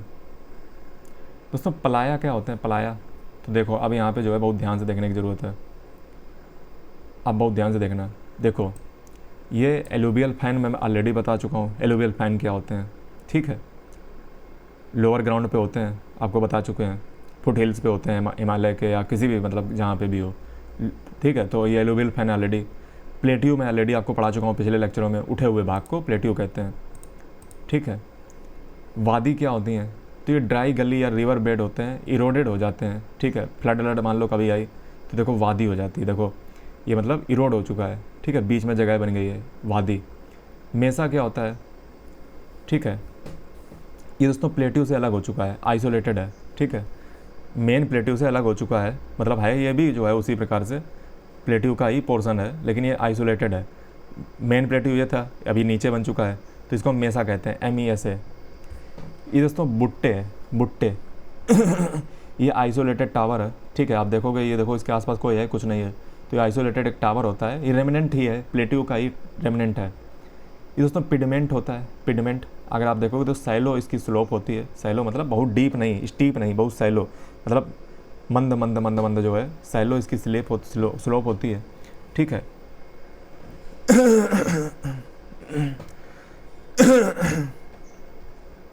ठीक है, सैलो होती है, ज़्यादा डीप या बहुत ज़्यादा स्टीप नहीं होती, सैलो होती है स्लीप, इसको पिडमेंट कहते हैं। ये दोस्तों इंजलबर्ग ये आइलैंड माउंटेन होता है, ठीक है। और ये देखो जो है अकेले खड़ा हुआ है इंजलबर्ग, ठीक है।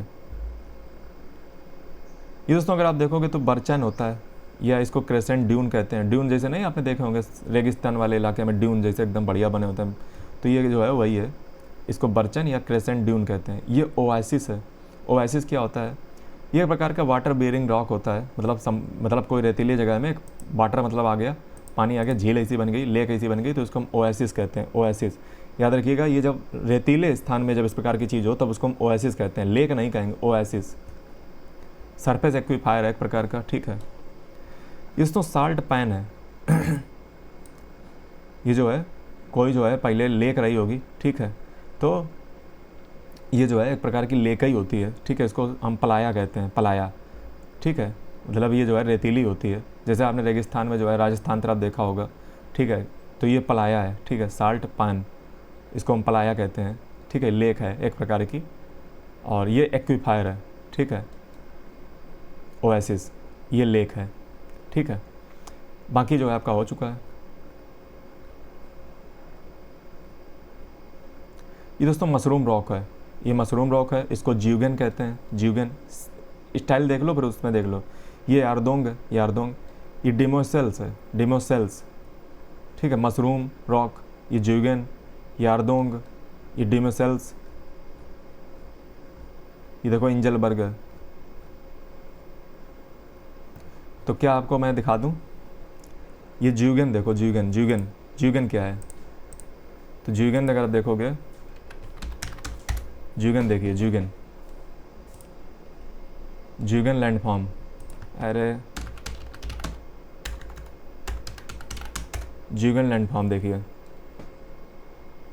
तो ये जो आप देख रहे हो ये ज्यूगन लैंडफॉर्म है, ऐसा देखो खड़ा हुआ रेतीले जगह में। ये सब देखो एरिड लैंडफॉर्म की बात कर रहा हूँ, तो सब सूखा के बातें हैं। यारदंग देख लीजिए, यारदंग, यारदंग, यारदंग लैंडफॉर्म, तो ये यारदंग लैंडफॉर्म है।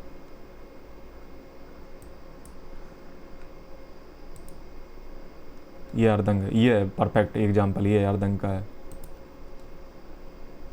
फिर उसके बाद डीमोसेल्स, डीमोसेल्स लैंडफॉर्म देख लो, डीमोसेल्स,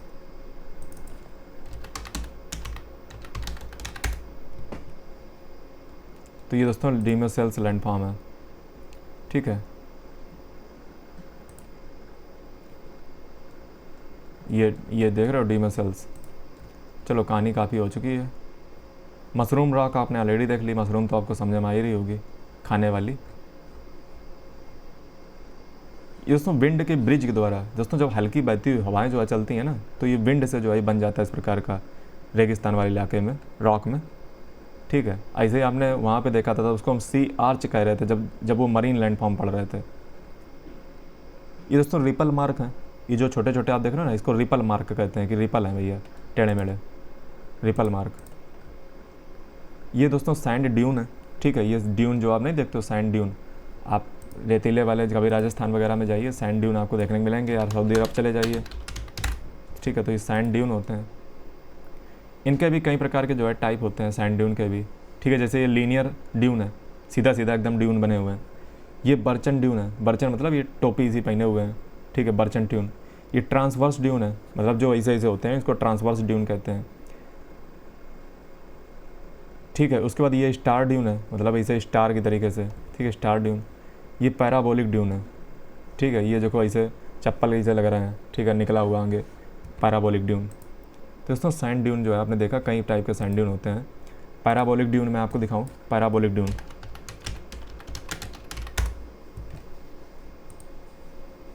तो एरिड लैंडफॉर्म आप पढ़ रहे हो, ये दोस्तों पैराबोलिक लैंडफॉर्म होते हैं, पैराबोलिक ड्यून होता है, ठीक है, इस प्रकार से देखने को मिलता है। इरोजन हो जाता है एक बार लीवार्ड तरफ देखोगे, ये पैराबोलिक ड्यून का एग्जांपल है, पैराबोलिक ड्यून, ठीक है। ये पैराबोलिक ड्यून देख लिया, बर्चन ड्यून देख लो, बर्चन ड्यून,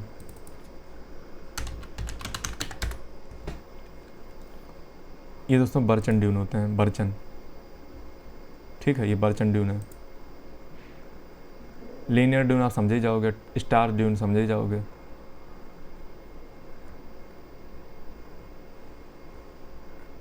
अब दोस्तों लोएस क्या होते हैं, लोएस, लोएस को आप देखिए, लोएस,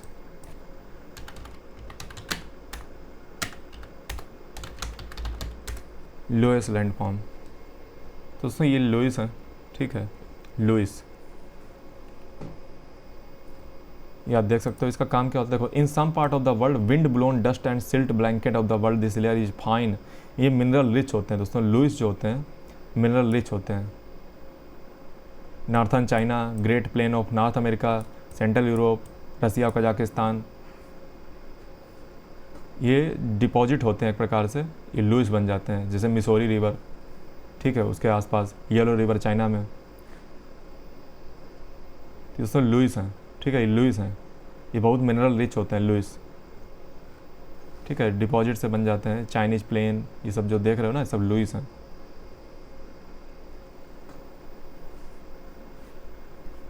ये अक्सर तुम्हें रिवर के आसपास मिलेंगे, ठीक है, जैसे येलो रिवर चाइना में, मिसौरी रिवर यूएस में, लुइस बहुत ही फर्टाइल और बहुत ही अच्छी जगह होती है, लुइस, समझ में आया, मिनरल रिच होते हैं। चलो दोस्तों लास्ट हमारा जो लैंडफॉर्म बचा हुआ है cast landform, cast landform. Cast landform दोस्तों कैसा होता है आप देखिए, ये लाइम स्टोन से बनता है, ठीक है, उसके डिसोल्यूशन से कास्ट लैंडफॉर्म बनता है। ऐसा आपने कई बार देखा होगा, ये चंबल अम्बल जो नहीं देखा होगा, चंबल का हो, चंबल का, ठीक है, तो चंबल मतलब जो मतलब उसमें जो है चंबल या नर्मदा पता नहीं, तो ये देखो जो है कास्ट लैंडफॉर्म होता है, ये कास्ट नहीं है, कास्ट लैंडफॉर्म कुछ ऐसा होता है। ये लाइम स्टोन का इसमें योगदान होता है, ये देखिए ऐसा, ये नदियों के अंदर बन जाता है, नदियों में या चट्टानों में, ठीक है, कास्ट टाइप की, ये कास्ट टोपोग्राफी होती है, कास्ट, कार्स्ट कहते हैं इसको, कास्ट टोपोग्राफी, ये कास्ट है। मैं आपको कुछ एग्जांपल दिखाता हूँ। जैसे यूगोस्लाविया में जो है एक प्रोविंस है, ठीक है, उसी से इसका नाम पड़ा कास्ट है, ठीक है, एड्रियाटिक सी में के कोस्ट पे तरफ यूगोस्लाविया में, वहाँ पे इसे नोटिस किए गए थे, तब जो है इसका नाम ये पड़ा था कास्ट। तो ये अब देखिए, ये देखिए कास्ट टोपोग्राफी है, ऐसा लगता है जैसे भूत वाली पिक्चर मुझे याद आती हैं, ठीक है। ये अंडरग्राउंड जो है केव है, गुफाएं हैं, अंडरग्राउंड गुफाएं हैं, और इसको हम क्या कहते हैं, कैवर्न। ये देखिए ना ऐसे मतलब झुलसे हुए, मतलब लटकी लटकी सी हैं, लाइम स्टोन, कैवर्न कहते हैं।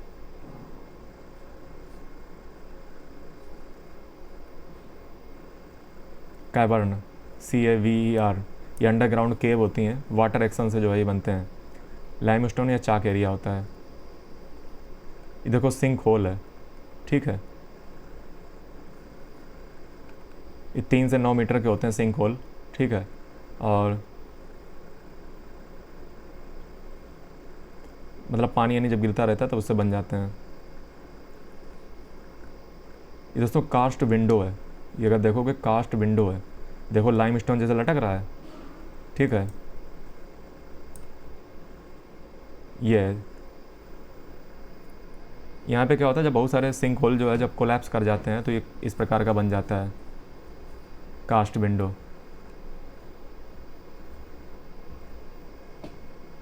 ये सिंकिंग क्रीक है, या इसको बोगास कहते हैं, बोगास या सिंकिंग क्रीक। ठीक है, ये देखो पानी जा रहा है, सिंकिंग क्रीक या इसको बोगास कहते हैं। अगर इनकी जो टॉप है वो अगर ओपन है तब इनको जो है बोगास कहेंगे। ठीक है, टॉप अगर इनकी जो है ओपन है तो ये जो है क्या इसको कहलाते हैं, सिंकिंग क्रीक होते हैं। ठीक है, ये क्रैक से जो है पानी जाता है, क्रैक से। दोस्तों सैलसाइट और स्टैलाग्माइट क्या होता है, स्टैलसाइट और स्टैग्माइट। दोस्तों ये जो आपने देखा था ना केव में, तो ये जो ऊपर लटक रही जो नोकें हैं लाइमस्टोन की, उसको सैलेक्टाइट कहते हैं। जो नीचे होती हैं उसको हम कहते हैं स्टैलाग्माइट। ठीक है, तो ये दोस्तों कास्ट टोपोग्राफी आपकी ख़त्म हो चुकी है। तो हमने सभी प्रकार के लैंडफॉर्म देख लिए हैं। आपने जो लैंडफॉर्म देखे, सबसे पहले आपने फ्लूवियल लैंडफॉर्म देखे, ग्लेशियल लैंडफॉर्म देखे, मरीन लैंडफॉर्म देखा, एरिड लैंडफॉर्म देखा, फिर आपने कास्ट लैंडफॉर्म देखा। ठीक है, तो दोस्तों हमारा जो है लैंडफॉर्म ख़त्म हो चुका है। अब हम जो है अपनी एनसीईआरटी पे चलते हैं और कुछ हम बेसिक बातें करते हैं। सबसे पहले मैप पे चलते हैं। मैप पे 30 पेज नंबर। देखो मैप हम ऑलरेडी वर्ल्ड मैप पढ़ा चुके हैं, तो आज बस एनसीईआरटी का ही थोड़ा सा लेना है मुआयना। ठीक है, तो मैप के बारे में देखिए। मैप क्या होता है दोस्तों, मैप जो है अर्थ को रिप्रेजेंट करने का तरीका होता है। मैप से आप क्या करते हो, तो मैप से आप दोस्तों क्या करते हो, मैप से अर्थ को रिप्रेजेंट करते हो। जैसे पूरी धरती को तो जो है ला नहीं पाओगे घर पे, तो मैप क्या होता है, मैप जो है, मैप में हम एक पैमाना मान लेते हैं, एक स्केल मान लेते हैं और उससे जो है मैप बनाते हैं। मैप से जो है हम पढ़ सकते हैं ग्लोब पे बैठ के। मैप भी दोस्तों कई टाइप के होते हैं। ठीक है, मैप भी कई टाइप के होते हैं। जैसे आप ये अर्थ देखिए, तो एक प्रकार से इसे तो ग्लोब होता है ना, तो इसी को जो है हम लेकर के आते हैं। ठीक है, तो ये चीज़ होती है। तो इसमें अगर मैं आपको दिखाऊं तो ये दोस्तों हमारे पास ग्लोब है, tropic of cancer, tropic of capricorn. ठीक है, तो ये इसी प्रकार का तो मैप होता है ना। तो हम छोटे तरीके से जो है पूरी धरती को घर पे ला करके समझ लेते हैं, या फिर तुम्हें हम पढ़ा पाते हैं। तो मैप का बहुत ज़्यादा बेनिफिट होता है।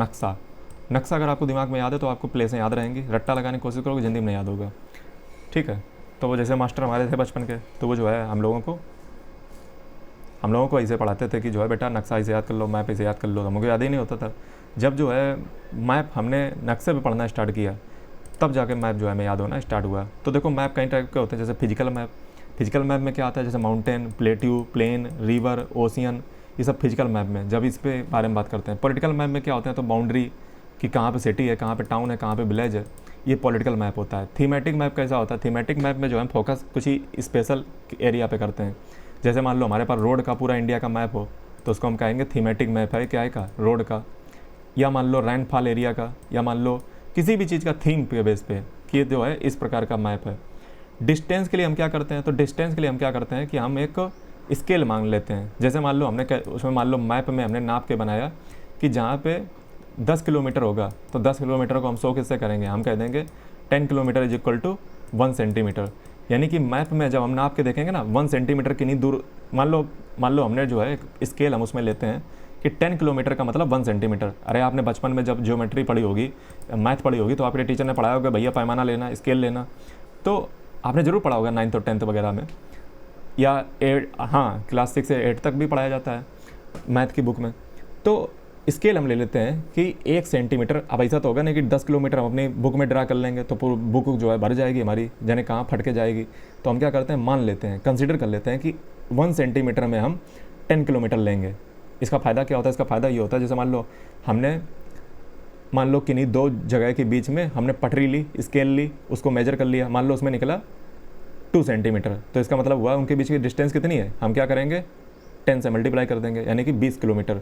तो ये तरीका होता है, स्मार्ट तरीका होता है। ठीक है, डायरेक्शन कैसी होती है दोस्तों, मैप में जो है कई डायरेक्शन होती हैं। जैसे मैं आपको बताऊं तो मैप में जो है डायरेक्शन कई प्रकार की होती हैं। जैसे हालांकि मैप मैं ऑलरेडी पढ़ा चुका हूँ, बेटा इसकी मत करना। देखो ये ऊपर जो हमेशा रहता है वो ऊपर नॉर्थ रहता है। मैं आपको थोड़ा सा उसी दिखा देता हूँ, एक सेकेंड मुझे मौका दीजिए। देखो मैप में क्या होता है, डायरेक्शन होती हैं। सबसे ऊपर होता है नॉर्थ, सबसे नीचे होता है साउथ, इधर होता है ईस्ट, इधर होता है वेस्ट। देखो नॉर्थ बड़ा होता है और साउथ बड़ा होता है, ईस्ट और वेस्ट बड़े नहीं होते हैं, इसे याद कर लो। अब देखो जो ये होगा ना, इसको हम कहेंगे नॉर्थ ईस्ट, क्योंकि नॉर्थ बड़ा था। इसको हम कहेंगे साउथ ईस्ट, साउथ ईस्ट। इसको हम कहेंगे साउथ वेस्ट, और इसको हम कहेंगे नॉर्थ वेस्ट। ठीक है, तो ये डायरेक्शन होती है मैप में। पल्ले बड़ी बात। आ जाओ मुद्दे पे। ठीक है, तो मैप के बारे में आपको ये बातें समझ आई। सिंबल दोस्तों, मैप में हम कई प्रकार के सिंबल यूज करते हैं। ठीक है, जैसे रेलवे लाइन के लिए, ठीक है, रेलवे लाइन के लिए जैसे ब्रॉड गॉज है। ठीक है, जहाँ पे ब्रॉड गॉज है, पटरी भी कई टाइप की होती है ना, जैसे ब्रॉड गॉज है तो वहाँ पे हम इसका उपयोग कर देंगे। मीटर गॉज है तो वहाँ पे हम इसका प्रयोग कर देंगे। रेलवे स्टेशन है तो हम इसका प्रयोग कर देंगे। फिर रोड भी कई टाइप की होती हैं, जैसे मेटल्ड अगर रोड है तो ऐसी होगी, अनमेटल्ड रोड है तो ऐसी होगी, कच्ची पक्की वगैरह। बाउंड्री में जो है, जैसे इंटरनेशनल बाउंड्री है तो ऐसे दिखाएंगे। जैसे यूपीएससी 2026 में प्रीलिम्स में क्वेश्चन क्या पूछा कि इंटरनेशनल बाउंड्री सबसे ज़्यादा किसके साथ साझा होती है, इंडिया की। ठीक है, स्टेट है, राज्यों के बीच में है तो ये इससे हम शो करेंगे। डिस्ट्रिक्ट के बीच में है तो इससे शो करेंगे। फिर रिवर को हम इससे दिखाते हैं, वेल को, कुएँ को हम इससे दिखाते हैं, टैंक को इससे दिखाते हैं, कैनाल को इससे दिखाते हैं, ब्रिज को इससे दिखाते हैं, टेम्पल को इससे दिखाते हैं, चर्च को इससे दिखाते हैं, मॉस्क को इससे दिखाते हैं, छतरी को इससे दिखाते हैं, पोस्ट ऑफिस को पीओ से, पोस्ट एंड टेलीग्राफ ऑफिस को पीटीओ से, पुलिस स्टेशन को पीएस से, सेटलमेंट्स को, जैसे यहाँ पे कोई लोग रहता है तो उसको सेटलमेंट इससे, ग्रेवयार्ड को ऐसे दिखाते हैं, ट्री को इससे दिखाते हैं, ग्रास को इससे दिखाते हैं। समझ गए? तो ये दिखाने के तरीके होते हैं। ठीक है, तो ऐसे जो है अपने घर का भी मैप ऐप जो है आप बना सकते हो, या कहीं का भी मैप ऐप बना सकते हो। जैसे मैं तो इसका अक्सर यूज़ करता हूँ, जब भी कहीं पे जाना होता है तो मैं मैप से पहले जो है स्ट्रेटेजी समझा देता हूँ। ठीक है, कि यहाँ जो है इसे जाना है। मैप, मैं गूगल मैप की बात कर रहा हूँ। ठीक है दोस्तों, अर्थ के बहुत सारे डोमेन होते हैं। ठीक है, अभी आज मैं आपको हल्का हल्का बताऊँगा, और जब हम स्टार्ट करेंगे क्लास 11th की ज्योग्राफी तब मैं आपको बहुत डीप पढ़ाऊँगा। आज बस इतना जान लीजिए। देखिए, अर्थ के बहुत सारे डोमेन होते हैं। जैसे पहला होता है लिथोस्फीयर। अब लिथोस्फीयर वर्ड बना कैसे है? लिथोस मतलब होता है स्टोन, एटमॉस्फेयर मतलब वेपर या वाटर। ठीक है, एटमॉस का मतलब क्या होता है? वेपर। एटमॉस का मतलब वेपर। हुडोर का मतलब क्या होता है? वाटर। हुडोर का मतलब ग्रीक में क्या होता है? वाटर। बायोस का मतलब जो है ग्रीक में क्या होता है? लाइफ। ठीक है, तो अब आपको समझ आएगा सबका मतलब। जैसे लिथोस्फीयर, तो लिथो मतलब स्टोन। तो लिथोस्फीयर में जो है आपको दो प्रकार के कॉन्टिनेंट देखने को मिलते हैं। ठीक है, एक तो जो है आपको कॉन्टिनेंटल क्रस्ट देखने को मिलेगी लिथोस्फीयर में, एक आपको ओशनिक क्रस्ट देखने को मिलेगी। तो लिथोस्फीयर में दो ही चीज़ें होती हैं, एक तो कॉन्टिनेंटल क्रस्ट और दूसरा जो है ओशनिक क्रस्ट। अरे आप अपनी ज़मीन पे देखिए लिथोस्फीयर, ठीक है, रॉक का जो बना हुआ है उसमें क्या है? दो ही चीज़ें तो हैं, एक तो ओशियन है या तो लैंड है, ओशियन है या तो लैंड है। लिथोस्फीयर, तो लिथ मतलब स्टोन, एटमॉस्फेयर मतलब एटमॉस्फियर जो है, एटमॉस का मतलब होता है वेपर। ठीक है, ये ग्रीक के वर्ड हैं, आप ऐसे याद कर लो, आपको समझ आ जाएगा क्यों मैं ऐसा बोल रहा हूँ। हुडोर का मतलब होता है वाटर, बायोस का मतलब होता है लाइफ। ठीक है, तो लिथोस्फीयर समझ गया। लिथोस्फीयर के बाद जो हम बात करते हैं कॉन्टिनेंट। तो कॉन्टिनेंट मैं आपको ऑलरेडी पढ़ा चुका हूँ ऑलरेडी सब कुछ। ठीक है, एडमंड हिलेरी थी न्यूजीलैंड की, और तेंजिंग नोर्गे थे शेरपा। ये पहले इंडियन थे, ठीक है, जिन्होंने जो है highest mountain peak Mount Everest को चढ़ा था 29 मई 1953 को। एडमंड हिलेरी न्यूजीलैंड की, तेंजिंग नोर्गे इंडिया के, इन दोनों ने साथ में जो है माउंट एवरेस्ट चढ़ा था 29 मई 1953 को। जुंको ताइबेई ये जापान की फर्स्ट महिला थी, ठीक है, जो 16 मई 1975 को जो है समिट पे पहुंची थी। ठीक है, और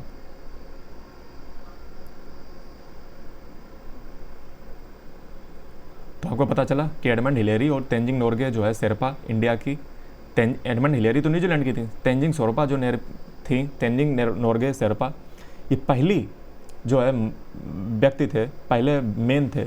याद रखिएगा, ये पहले व्यक्ति हैं, मेन है, मेन पुरुष to climb the highest mountain peak Mount Everest 1953 29 मई। जंको ताइबेई ये जो है जापान की पहली महिला है, जंको ताइबेई, जो है इस समिट पे 16 मई 1975 को पहली महिला पहुंची थी, जंको ताइबेई। ठीक है, तो पुरुष आपने दो ऊपर देखे, एडमंड हिलेरी, तेंजिंग नोर्गे। पहली महिला आपने पूरे विश्व में देखी, जंको ताइबेई 1975। पहली महिला इंडियन कौन थी?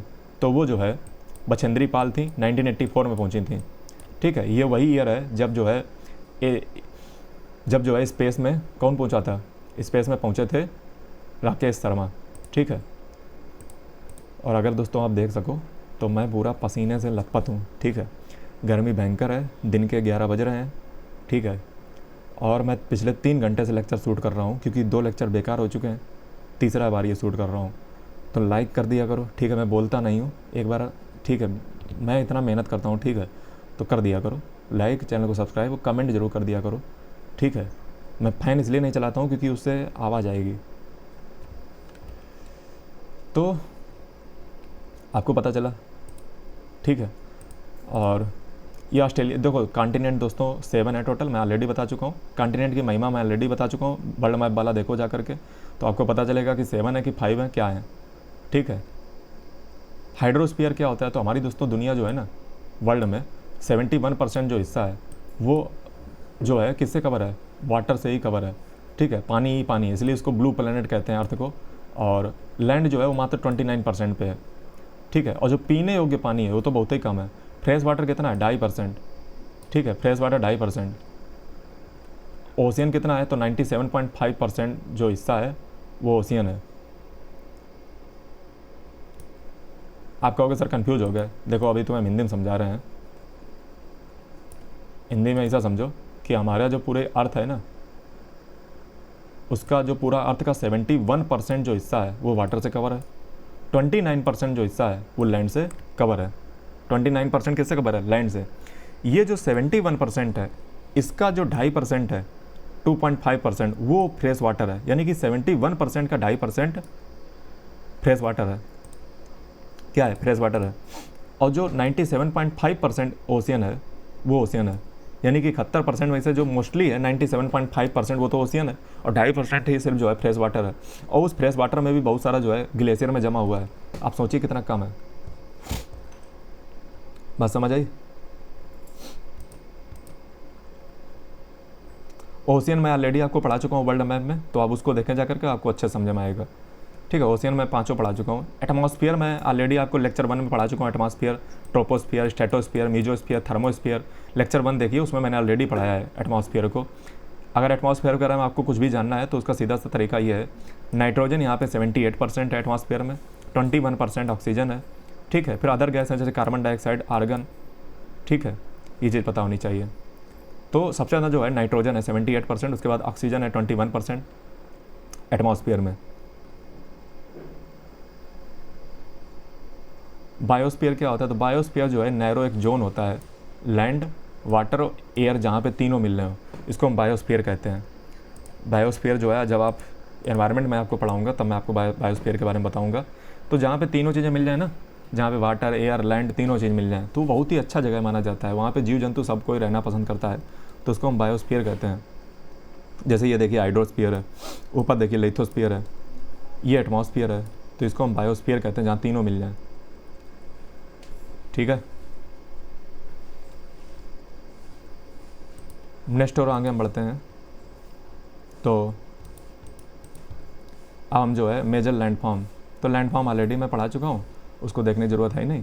फिलहाल आप थोड़ा सा अगर देखना चाहो देख सकते हो कि देखो ये माउंटेन है, ठीक है। ये जो उभरा हुआ भाग होता है प्लेट्यू कहते हैं, इससे कभी रिवर निकलती, कभी इसमें मिनरल निकलते हैं। जो रिवर का बहता हुआ जो भाग होता है, मतलब जो फर्टाइल मिट्टी, तो उसको हम बेसिन कहते हैं। जहाँ पे रिवर जो है, रिवर कुछ भी थोड़ा सा भी ड्रेन करती है, फिर उससे जो प्लेन बनते हैं उसको हम बेसिन कहते हैं रिवर का।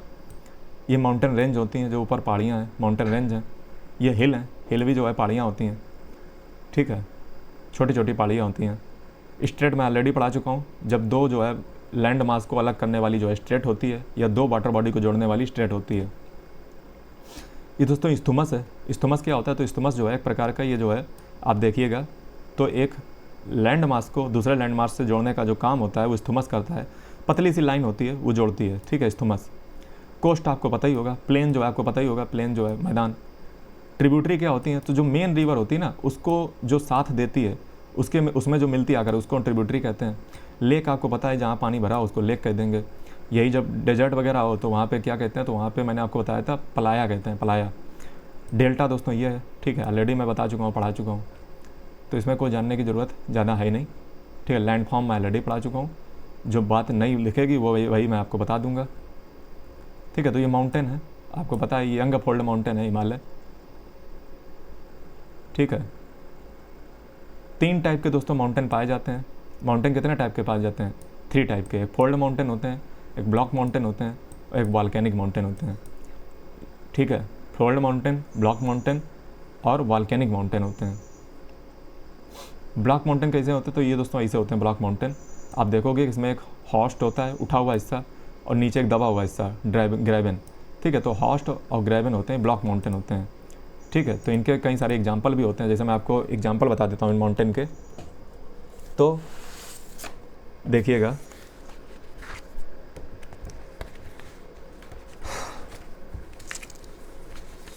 तो माउंटेन जो है हम पढ़ रहे थे। ठीक है, इसमें क्या होता है, ब्लॉक माउंटेन में एक तो उठा हुआ हिस्सा होता है, दबा हुआ हिस्सा। उठे हुए को हॉस्ट कहते हैं, दबे हुए को ग्रेबन कहते हैं। ठीक है, दबे हुए हिस्से को क्या कहते हैं? निचले हिस्से को ग्रेबन कहते हैं। ठीक है, समझ आया दोस्तों? ब्लॉक वॉल्केनिक माउंटेन कैसे होता है? वॉल्केनिक माउंटेन दोस्तों वॉल्केनो से बनते हैं। जैसे माउंट किलिमंजारो तंजानिया में मैंने आपको पढ़ाया था, माउंट फुजियामा जो जापान में है, ये वॉल्केनिक माउंटेन के एग्जाम्पल हैं। ठीक है, जैसे दोस्तों राइन वैली में आपको जो वोस्गेस माउंटेन दिखते हैं ना, वोस्गेस माउंटेन, ये काय के एग्जाम्पल है? वोस्गेस माउंटेन। वोस्गेस माउंटेन जो है दोस्तों यूरोप में पड़ता है, और ये जो है वोस्गेस जो माउंटेन होता है वो किसका एग्जाम्पल होता है पता है? वोस्गेस माउंटेन एग्जाम्पल होता है ब्लॉक माउंटेन का। ठीक है, वॉल्केनिक माउंटेन का एग्जाम्पल मैंने ऑलरेडी आपको बता दिया हूँ। ठीक है, और वॉल्केनिक माउंटेन माउंट फुजियामा, दूसरा मैंने माउंट किलिमंजारो तंजानिया का आपको बताया। और अभी मैं आपको थोड़ा सा माउंटेन का ही क्लियर ही कर देता हूँ, क्योंकि अभी लगे हाँ तो मुझे याद आ गया है, इसलिए मैं ढूंढ रहा हूँ। ठीक है, तो माउंटेन मैं क्लियर कर देता हूँ आपके कि माउंटेन असल होते कितने टाइप के हैं। तो देखिए, मुझे लिस्ट मेरी मिल चुकी है। ठीक है, तो मैं आपको बता देता हूँ माउंटेन के टाइप्स।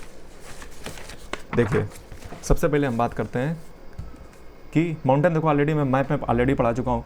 ठीक है, तो आप ये मत सोचना कि यहाँ पे माउंटेन पढ़ाने बैठ जाएंगे। माउंटेन मैं ऑलरेडी मैप में पढ़ा चुका हूँ भैया, मैप देखो जा करके, वहाँ पे सब पढ़ा चुका हूँ। देखो, माउंटेन की टाइप जरूर याद होनी चाहिए, क्योंकि यूपीएससी पूछता है, इसी क्वेश्चन पूछे हुए हैं यूपीएससी ने। सबसे पहले हम देखते हैं कौन से माउंटेन? Residual mountain. एक तो होते हैं रेजिडुअल माउंटेन। रेजिडुअल माउंटेन वो होते हैं जो बची हुई चीज़ों से बनते हुए हैं। मतलब जैसे इसके एग्जाम्पल रेजिडुअल माउंटेन के, रेजिडुअल माउंटेन के एग्जाम्पल क्या है? अरावली। अरावली जो है रेजिडुअल माउंटेन का एग्जाम्पल है, अरावली। फिर जैसे तुम्हारा हो गया महेंद्रगिरी, महेंद्रगिरी हिल। फिर तुम्हारी होगी जावेड़ी हिल। ये तीनों इंडिया में पड़ते हैं। ठीक है, तो ये रेजिडुअल माउंटेन हो गया, समझ आए? अरावली जैसे महेंद्रगिरी हिल, जावेड़ी हिल, रेजिडुअल माउंटेन। फिर होते हैं दोस्तों, फिर कौन से होते हैं? Old fold mountain. Old fold mountain, यह इनका दूसरा नाम होता है कैलेडोनियन माउंटेन। ठीक है, old fold mountain, Caledonian mountain. ये कब बने होते हैं? तो ये दोस्तों बने होते हैं 570 से 250 मिलियन ईयर्स एगो। ठीक है, 570 से 250 मिलियन ईयर्स एगो ये बने हुए हैं। ओल्ड फोल्ड माउंटेन इनका नाम होता है। इनके एग्जाम्पल हैं, एक तो अपलाचिन। अपलाचिन, अपलाचिन कहाँ पे है? तो ये दोस्तों कनाडा, यूएस, फ्रांस में पड़ते हैं। अपलाचिन पढ़ा चुके हैं सब वर्ल्ड मैप में, देखो जाकर। अरावली, अरावली दोस्तों ओल्ड फोल्ड माउंटेन का एग्जाम्पल है। फिर जैसे तुम्हारा स्कैंडिनेवियन,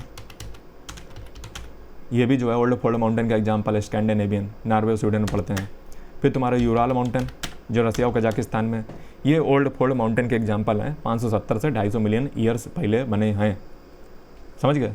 ओल्ड फोल्ड माउंटेन, या इसको क्या कहते हैं? Caledonian mountain. बात समझे भाई?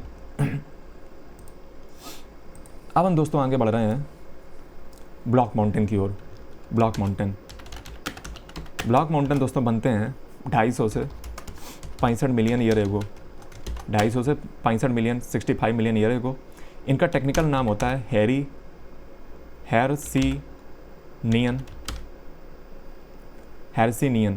ठीक है, हेर्सिनियन होता है। और ये दोस्तों क्या कहलाते हैं? Block mountain. इसके एग्जाम्पल हैं आपके वोस्गेस, ब्लैक फॉरेस्ट, जर्मनी वगैरह में जो है पड़ता है ब्लैक फॉरेस्ट। वोस्गेस कहाँ पड़ता है? तो ये फ्रांस, जर्मनी में पड़ता है। वोस्गेस फ्रांस, जर्मनी में वोस्गेस पड़ता है। Great dividing range, Vindhyachal, Satpura, Sierra नेवाड़ा, US में पड़ता है सियरा नेवाड़ा। अब सतपुड़ा और विंध्या आपको पता है इंडिया में पड़ता है। ड्रैकेंसबर्ग, ड्रैकेंसबर्ग कहाँ पड़ता है? तो लिस्यूथो और साउथ अफ्रीका में। तो ये दोस्तों जितने हैं आपके एग्जाम्पल, ये ब्लॉक माउंटेन के हैं। ठीक है, इकाई क्या है? ब्लॉक माउंटेन, वोस्कियस, Black Forest, Black Dividing Range, Vindhya, Satpura, Sierra Nevada US, Drakensberg Lesotho South Africa. बात समझे भाई? अगला दोस्तों है अल्पाइन माउंटेन। अल्पाइन माउंटेन ये दोस्तों होते हैं यंग फोल्ड माउंटेन। इसके एग्जाम्पल क्या हैं? इसके एग्जाम्पल हैं आपके एपेनाइन, रॉकी, ये रॉकी जो है यूएस और कनाडा में पड़ता है, एपेनाइन इटली में पड़ता है, हिमालय, एंडीज, एंडीज हो गया, हिमालय हो गया, एटलस, कॉकेसस, आल्प्स माउंटेन। तो ये सारे किसके एग्जाम्पल हैं? अल्पाइन माउंटेन या यंग फोल्ड माउंटेन। ये दोस्तों 65 मिलियन ईयर से को लगभग बने होंगे। ठीक है, तो ये जो आपकी चीज़ें जो है क्लियर होनी चाहिए। ठीक है, ये सब मैं वर्ल्ड मैप में पढ़ा चुका हूँ, इनके शॉर्टकट ट्रिक याद करने का तरीका सब पढ़ा चुका हूँ। अगर नहीं देखा तो तुम बहुत चीज़ें मिस कर रहे हो। ठीक है, तो माउंटेन आप समझ गए सारे प्रकार वगैरह। कोई दिल में तकलीफ चुभन तो नहीं रहेगी। प्लेट्यू आपको पता ही है कि प्लेट्यू बहुत ज़्यादा जो है फर्टाइल होते हैं, प्लेट्यू की बहुत महिमा है। ठीक है, आपको मैं बता देता हूँ।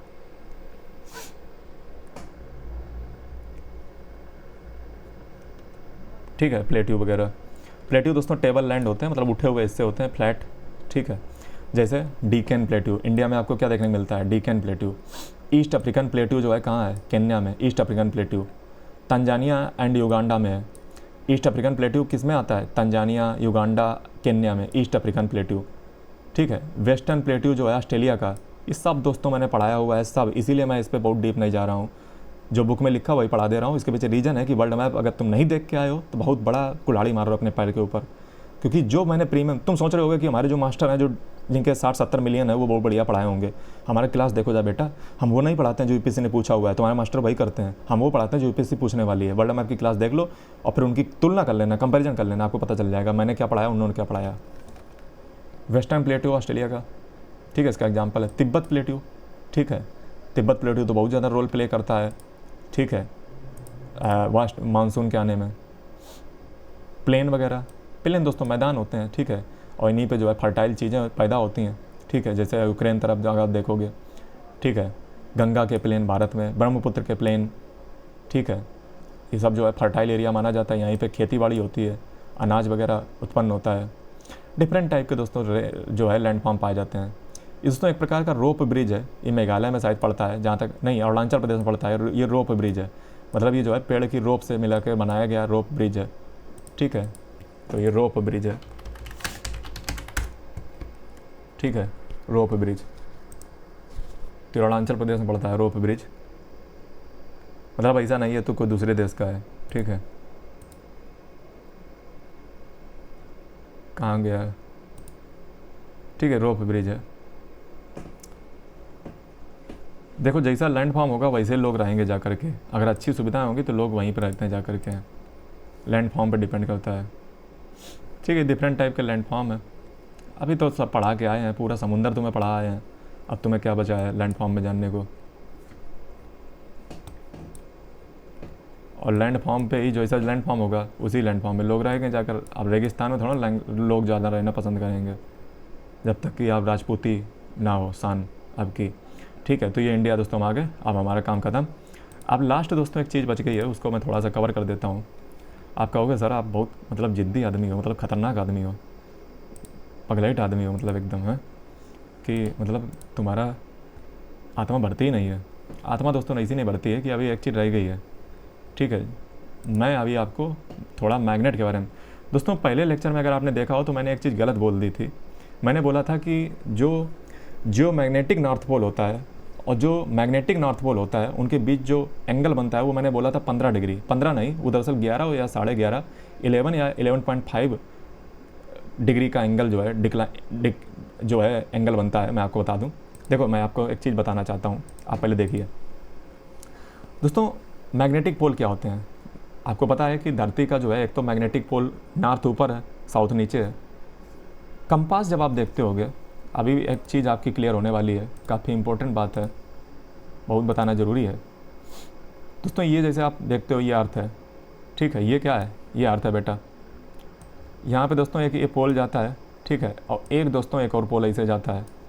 इनके बीच जो एंगल होता है ना, इनके बीच जो एंगल होता है वो कितने डिग्री का बनता है? 11 डिग्री का एंगल बनता है, या 11.5 डिग्री बनता है। यही मैंने पिछले लेक्चर नंबर 1 में 15 बोल दिया था शायद, ठीक है। तो 15 नहीं, 11.5 डिग्री का बनता है।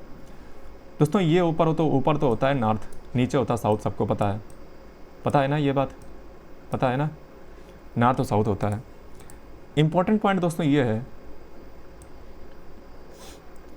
कि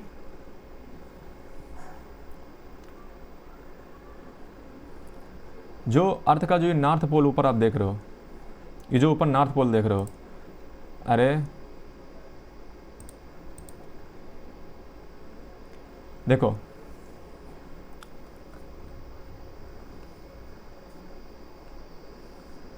अर्थ के जो है 2 पोल होते हैं, एक नॉर्थ पोल होता है, एक साउथ पोल होता है, ठीक है। ये बात आपको पता होगी, ठीक है। एक होता है जियोमैग्नेटिक पोल, ठीक है, और एक होता है कैसा होता है, एक मैग्नेटिक पोल होता है। ये आप इधर देखो, इधर तुम्हें समझ में आएगा। ये देखो जियोग्राफिक नॉर्थ पोल है, ये जियोग्राफिक है जो एक्सिस होता है ना, अक्ष होता है, जो एक्सिस, जो धरती का एक्सिस होता है, जो मेन बीच की लाइन होती है, उसको हम जियोग्राफिक नॉर्थ पोल कहते हैं। ये दोस्तों जियोमैग्नेटिक नॉर्थ पोल है, और जियोमैग्नेटिक नॉर्थ पोल दोस्तों शिफ्ट होता रहता है, ये चेंज होता रहता है।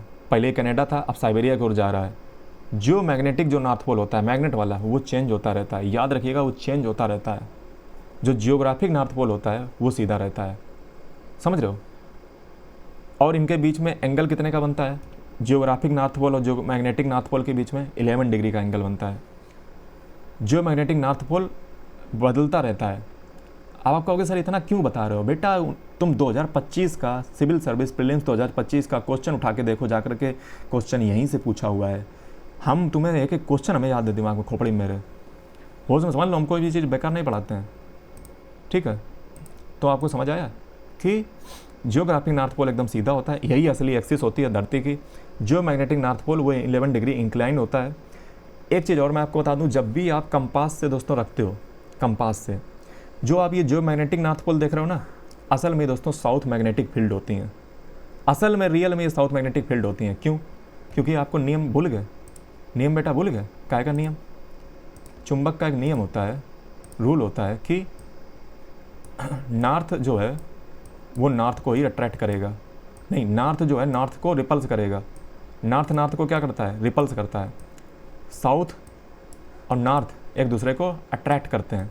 तो हमें एक बात बताओ, अगर ये अर्थ है, अगर ये जो है मैंने जियोमैग्नेटिक अगर ये नॉर्थ पोल है, और अगर ये कंपास हमारा है, और अगर ये नॉर्थ की ओर जो है मुड़ा हुआ है, तो कंपास तो नॉर्थ की ओर मुड़ा हुआ है, इसका मतलब कंपास नॉर्थ की ओर भैया क्यों मुड़ेगा? इसका मतलब कहीं ना कहीं जो जियोमैग्नेटिक नॉर्थ पोल हमारा है वो हकीकत में क्या है? रियल में वो साउथ मैग्नेटिक फील्ड है, साउथ मैग्नेटिक फील्ड है। ये बात नहीं पता चली कि कंपास अगर हमारा नॉर्थ की ओर इंडिकेट कर रहा है, तो कंपास भैया नॉर्थ की ओर क्यों इंडिकेट करेगा? यानी कि कोई में खींच रहा है, तो खींच क्या नॉर्थ वाला तो खींच नहीं पाएगा, क्योंकि वो तो रिपल्स करता है। यानी कि नॉर्थ जो जियोमैग्नेटिक नॉर्थ पोल हम जिसको मान रहे हैं, एक्चुअल में वो साउथ पोल है, एक्चुअल में वो साउथ मैग्नेटिक फील्ड है। इसीलिए जो हमारा कंपास है, कंपास का जो नॉर्थ पॉइंट है वो उधर इंक्लाइन हो रहा है। बात समझ आई कि जियोमैग्नेटिक जो नॉर्थ पोल होता है वो एक्चुअली क्या होता है? साउथ फील्ड ही होती है, साउथ मैग्नेटिक फील्ड होती है। ये बात आपको समझ आनी चाहिए, बहुत इंपॉर्टेंट बात है। दूसरी चीज़ मैं आपको बता दूं, हमारा जब कंपास होता है ना, उसमें 11 डिग्री का लफड़ा रहता है, तो हमें वो लफड़ा को कम करने के लिए उसमें करेक्शन करना पड़ता है, उसको घटाना पड़ता है। क्योंकि आप देखिए ना, जो जियोमैग्नेटिक नॉर्थ पोल है वो कितना 11 डिग्री जो एक्सिस है उससे झुका हुआ है, यानी कि कंपास आपको 11 डिग्री गलत जगह पे ले जाएगा। इसको हम कहते हैं जियोमैग्नेटिक डिक्लाइनेशन। कितना? 11 डिग्री। इसलिए कंपास के भरोसे पूरा नहीं रहना है, वो तो हमें जियोमैग्नेटिक नॉर्थ पोल की ओर ले जाएगा, दरअसल हमें जाना है एक्सिस की ओर। इसलिए जब भी जो है कोई नेविगेटर चलता है तो उसको पता होता है कि 11 डिग्री का एरर होगा, ठीक है, तो हम उसको करेक्ट करते हैं, तो हम सही जगह पहुँचते हैं जा करके, ठीक है। ये जियोमैग्नेटिक रिवर्सल मैंने ऑलरेडी बता दिया हूँ कि ये पोल जो है बदलते रहते हैं, ठीक है। लेकिन ये याद रखिएगा कि ये रिवर्सल जो है धरती का जो पोल बदलने का, वो सूर्य की तरीके से 11 ईयर में नहीं होता है, ठीक है। जैसे सूर्य में जो है पोल जो उसका है वो 11 सालों में बदल जाता है, लेकिन धरती के केस में ऐसा नहीं होता है। इसमें जो है समय लेता है, मतलब मिलियंस ईयर्स लगते हैं। ठीक है, ये दोस्तों नॉर्मल है अभी, और फिर जब बदल जाएगा तो साउथ पोल ऊपर हो जाएगा, फिर कई मिलियन ईयर बाद और नॉर्थ नीचे हो जाएगा। ठीक है, तो ये चीज़ आपको समझ आई। कंपास वगैरह मैंने ऑलरेडी बता ही दिया है, कंपास से जो आप दिशाओं को पता करते हो। ये दोस्तों मैग्नेटिक डिक्लाइनेशन होता है, वही 11 डिग्री वाला। इसको टेक्निकल टर्म में क्या कहते हैं? Magnetic declination. ठीक है,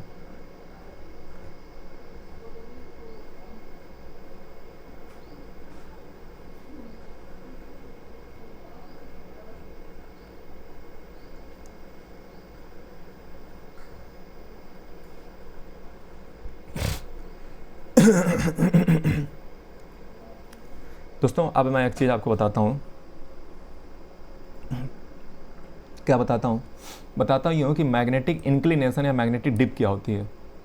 देखो आपने सबने जो है फिजिक्स में पढ़ा होगा, चूँकि मैं फिजिक्स का टीचर रह चुका हूँ।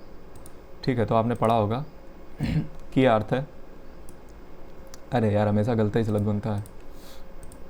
ठीक है, अगर ये मान लो अर्थ है, तो मैग्नेट की दोस्तों एक खास बात ये होती है कि मैग्नेट की खास बात ये होती है कि नॉर्थ पोल से मैग्नेटिक फील्ड लाइन निकलती हैं और साउथ में घुस जाती हैं। नॉर्थ से निकली, साउथ में घुस गई। नॉर्थ से मैग्नेटिक लाइन निकली, साउथ में घुस गई। जब मैग्नेट का अंदर वाला हिस्सा होता है, यहाँ पे क्या चलता है? यहाँ पे उल्टा चलता है, साउथ से गई नॉर्थ में गई। बाहर क्या चलता है? तो बाहर जो है नॉर्थ से निकली, साउथ में घुस गई। तो मैग्नेटिक इंक्लिनेशन क्या होता है? मैग्नेटिक इंक्लिनेशन दोस्तों यही होता है, इन लाइनों से ही निकाला जाता है। कैसे? देखिए, ये जो लाइन होती है ना, इनके साथ कितना एंगल बनता है तुम्हारा, क्योंकि ये लाइनें तो तुम्हें ले जाएंगी ना। इन्हीं लाइन को अगर तुम पकड़ लो, जो तुम्हारा कंपास होता है ना, इन्हीं लाइनों के ऊपर चलता है। इन्हीं लाइनों से जो है वो धीरे धीरे तुम्हें लेकर के इधर जाता रहता और फिर तुम धीरे धीरे उधर ही नॉर्थ पोल की ओर पहुंच जाते हो। तो मैग्नेटिक इंक्लिनेशन क्या होता है? Magnetic dip angle, magnetic inclination is the angle made with the horizontal by the earth's magnetic field line. यानी कि जो अर्थ की मैग्नेटिक फील्ड लाइन होती है ना, जैसे ये समझो, ये जैसे मान लो अर्थ की मैग्नेटिक फील्ड लाइन है, तो इसका एक लाइन खींच दो, तो जो तुम्हारा एंगल बनना है ना, ये एंगल जो थीटा बनना है, ठीक है, या ये एंगल जो थीटा बनना है, इसी को मैग्नेटिक इंक्लिनेशन या मैग्नेटिक डिप या डिप एंगल कहते हैं। कि जो लाइन जा रही है, जो मैग्नेटिक फील्ड लाइन जा रही हैं, उनके साथ हॉरिजेंटल के साथ, हॉरिजेंटली जब आप एंगल निकालने की कोशिश करते हो, कोण निकालने की कोशिश करते हो, एंगल को नापने की यूनिट क्या होती है? एंगल को नापने की यूनिट होती है मीडियन, याद रखिएगा। क्यूबाइड एंगल को नापने की यूनिट क्या होती है? स्टेरेडियन होती है, घन कोण को। तो दोस्तों आप समझ आया कि इंक्लिनेशन क्या होता है? मैग्नेटिक इंक्लिनेशन यही होता है, हॉरिजेंटली जो है जो एंगल बनता है इन्हीं लाइन के साथ, उसी को हम कहते हैं मैग्नेटिक फील्ड लाइन के साथ, उसको हम मैग्नेटिक इंक्लिनेशन या डिप एंगल कहते हैं। तो लेक्चर समाप्त हुआ। वीडियो को लाइक, चैनल को सब्सक्राइब, बेल आइकन को प्रेस कर दीजिएगा। गर्मी बहुत तेज लग रही है, कमेंट करना ना भूलिएगा जो भी आपको अच्छा लगा हो। धन्यवाद।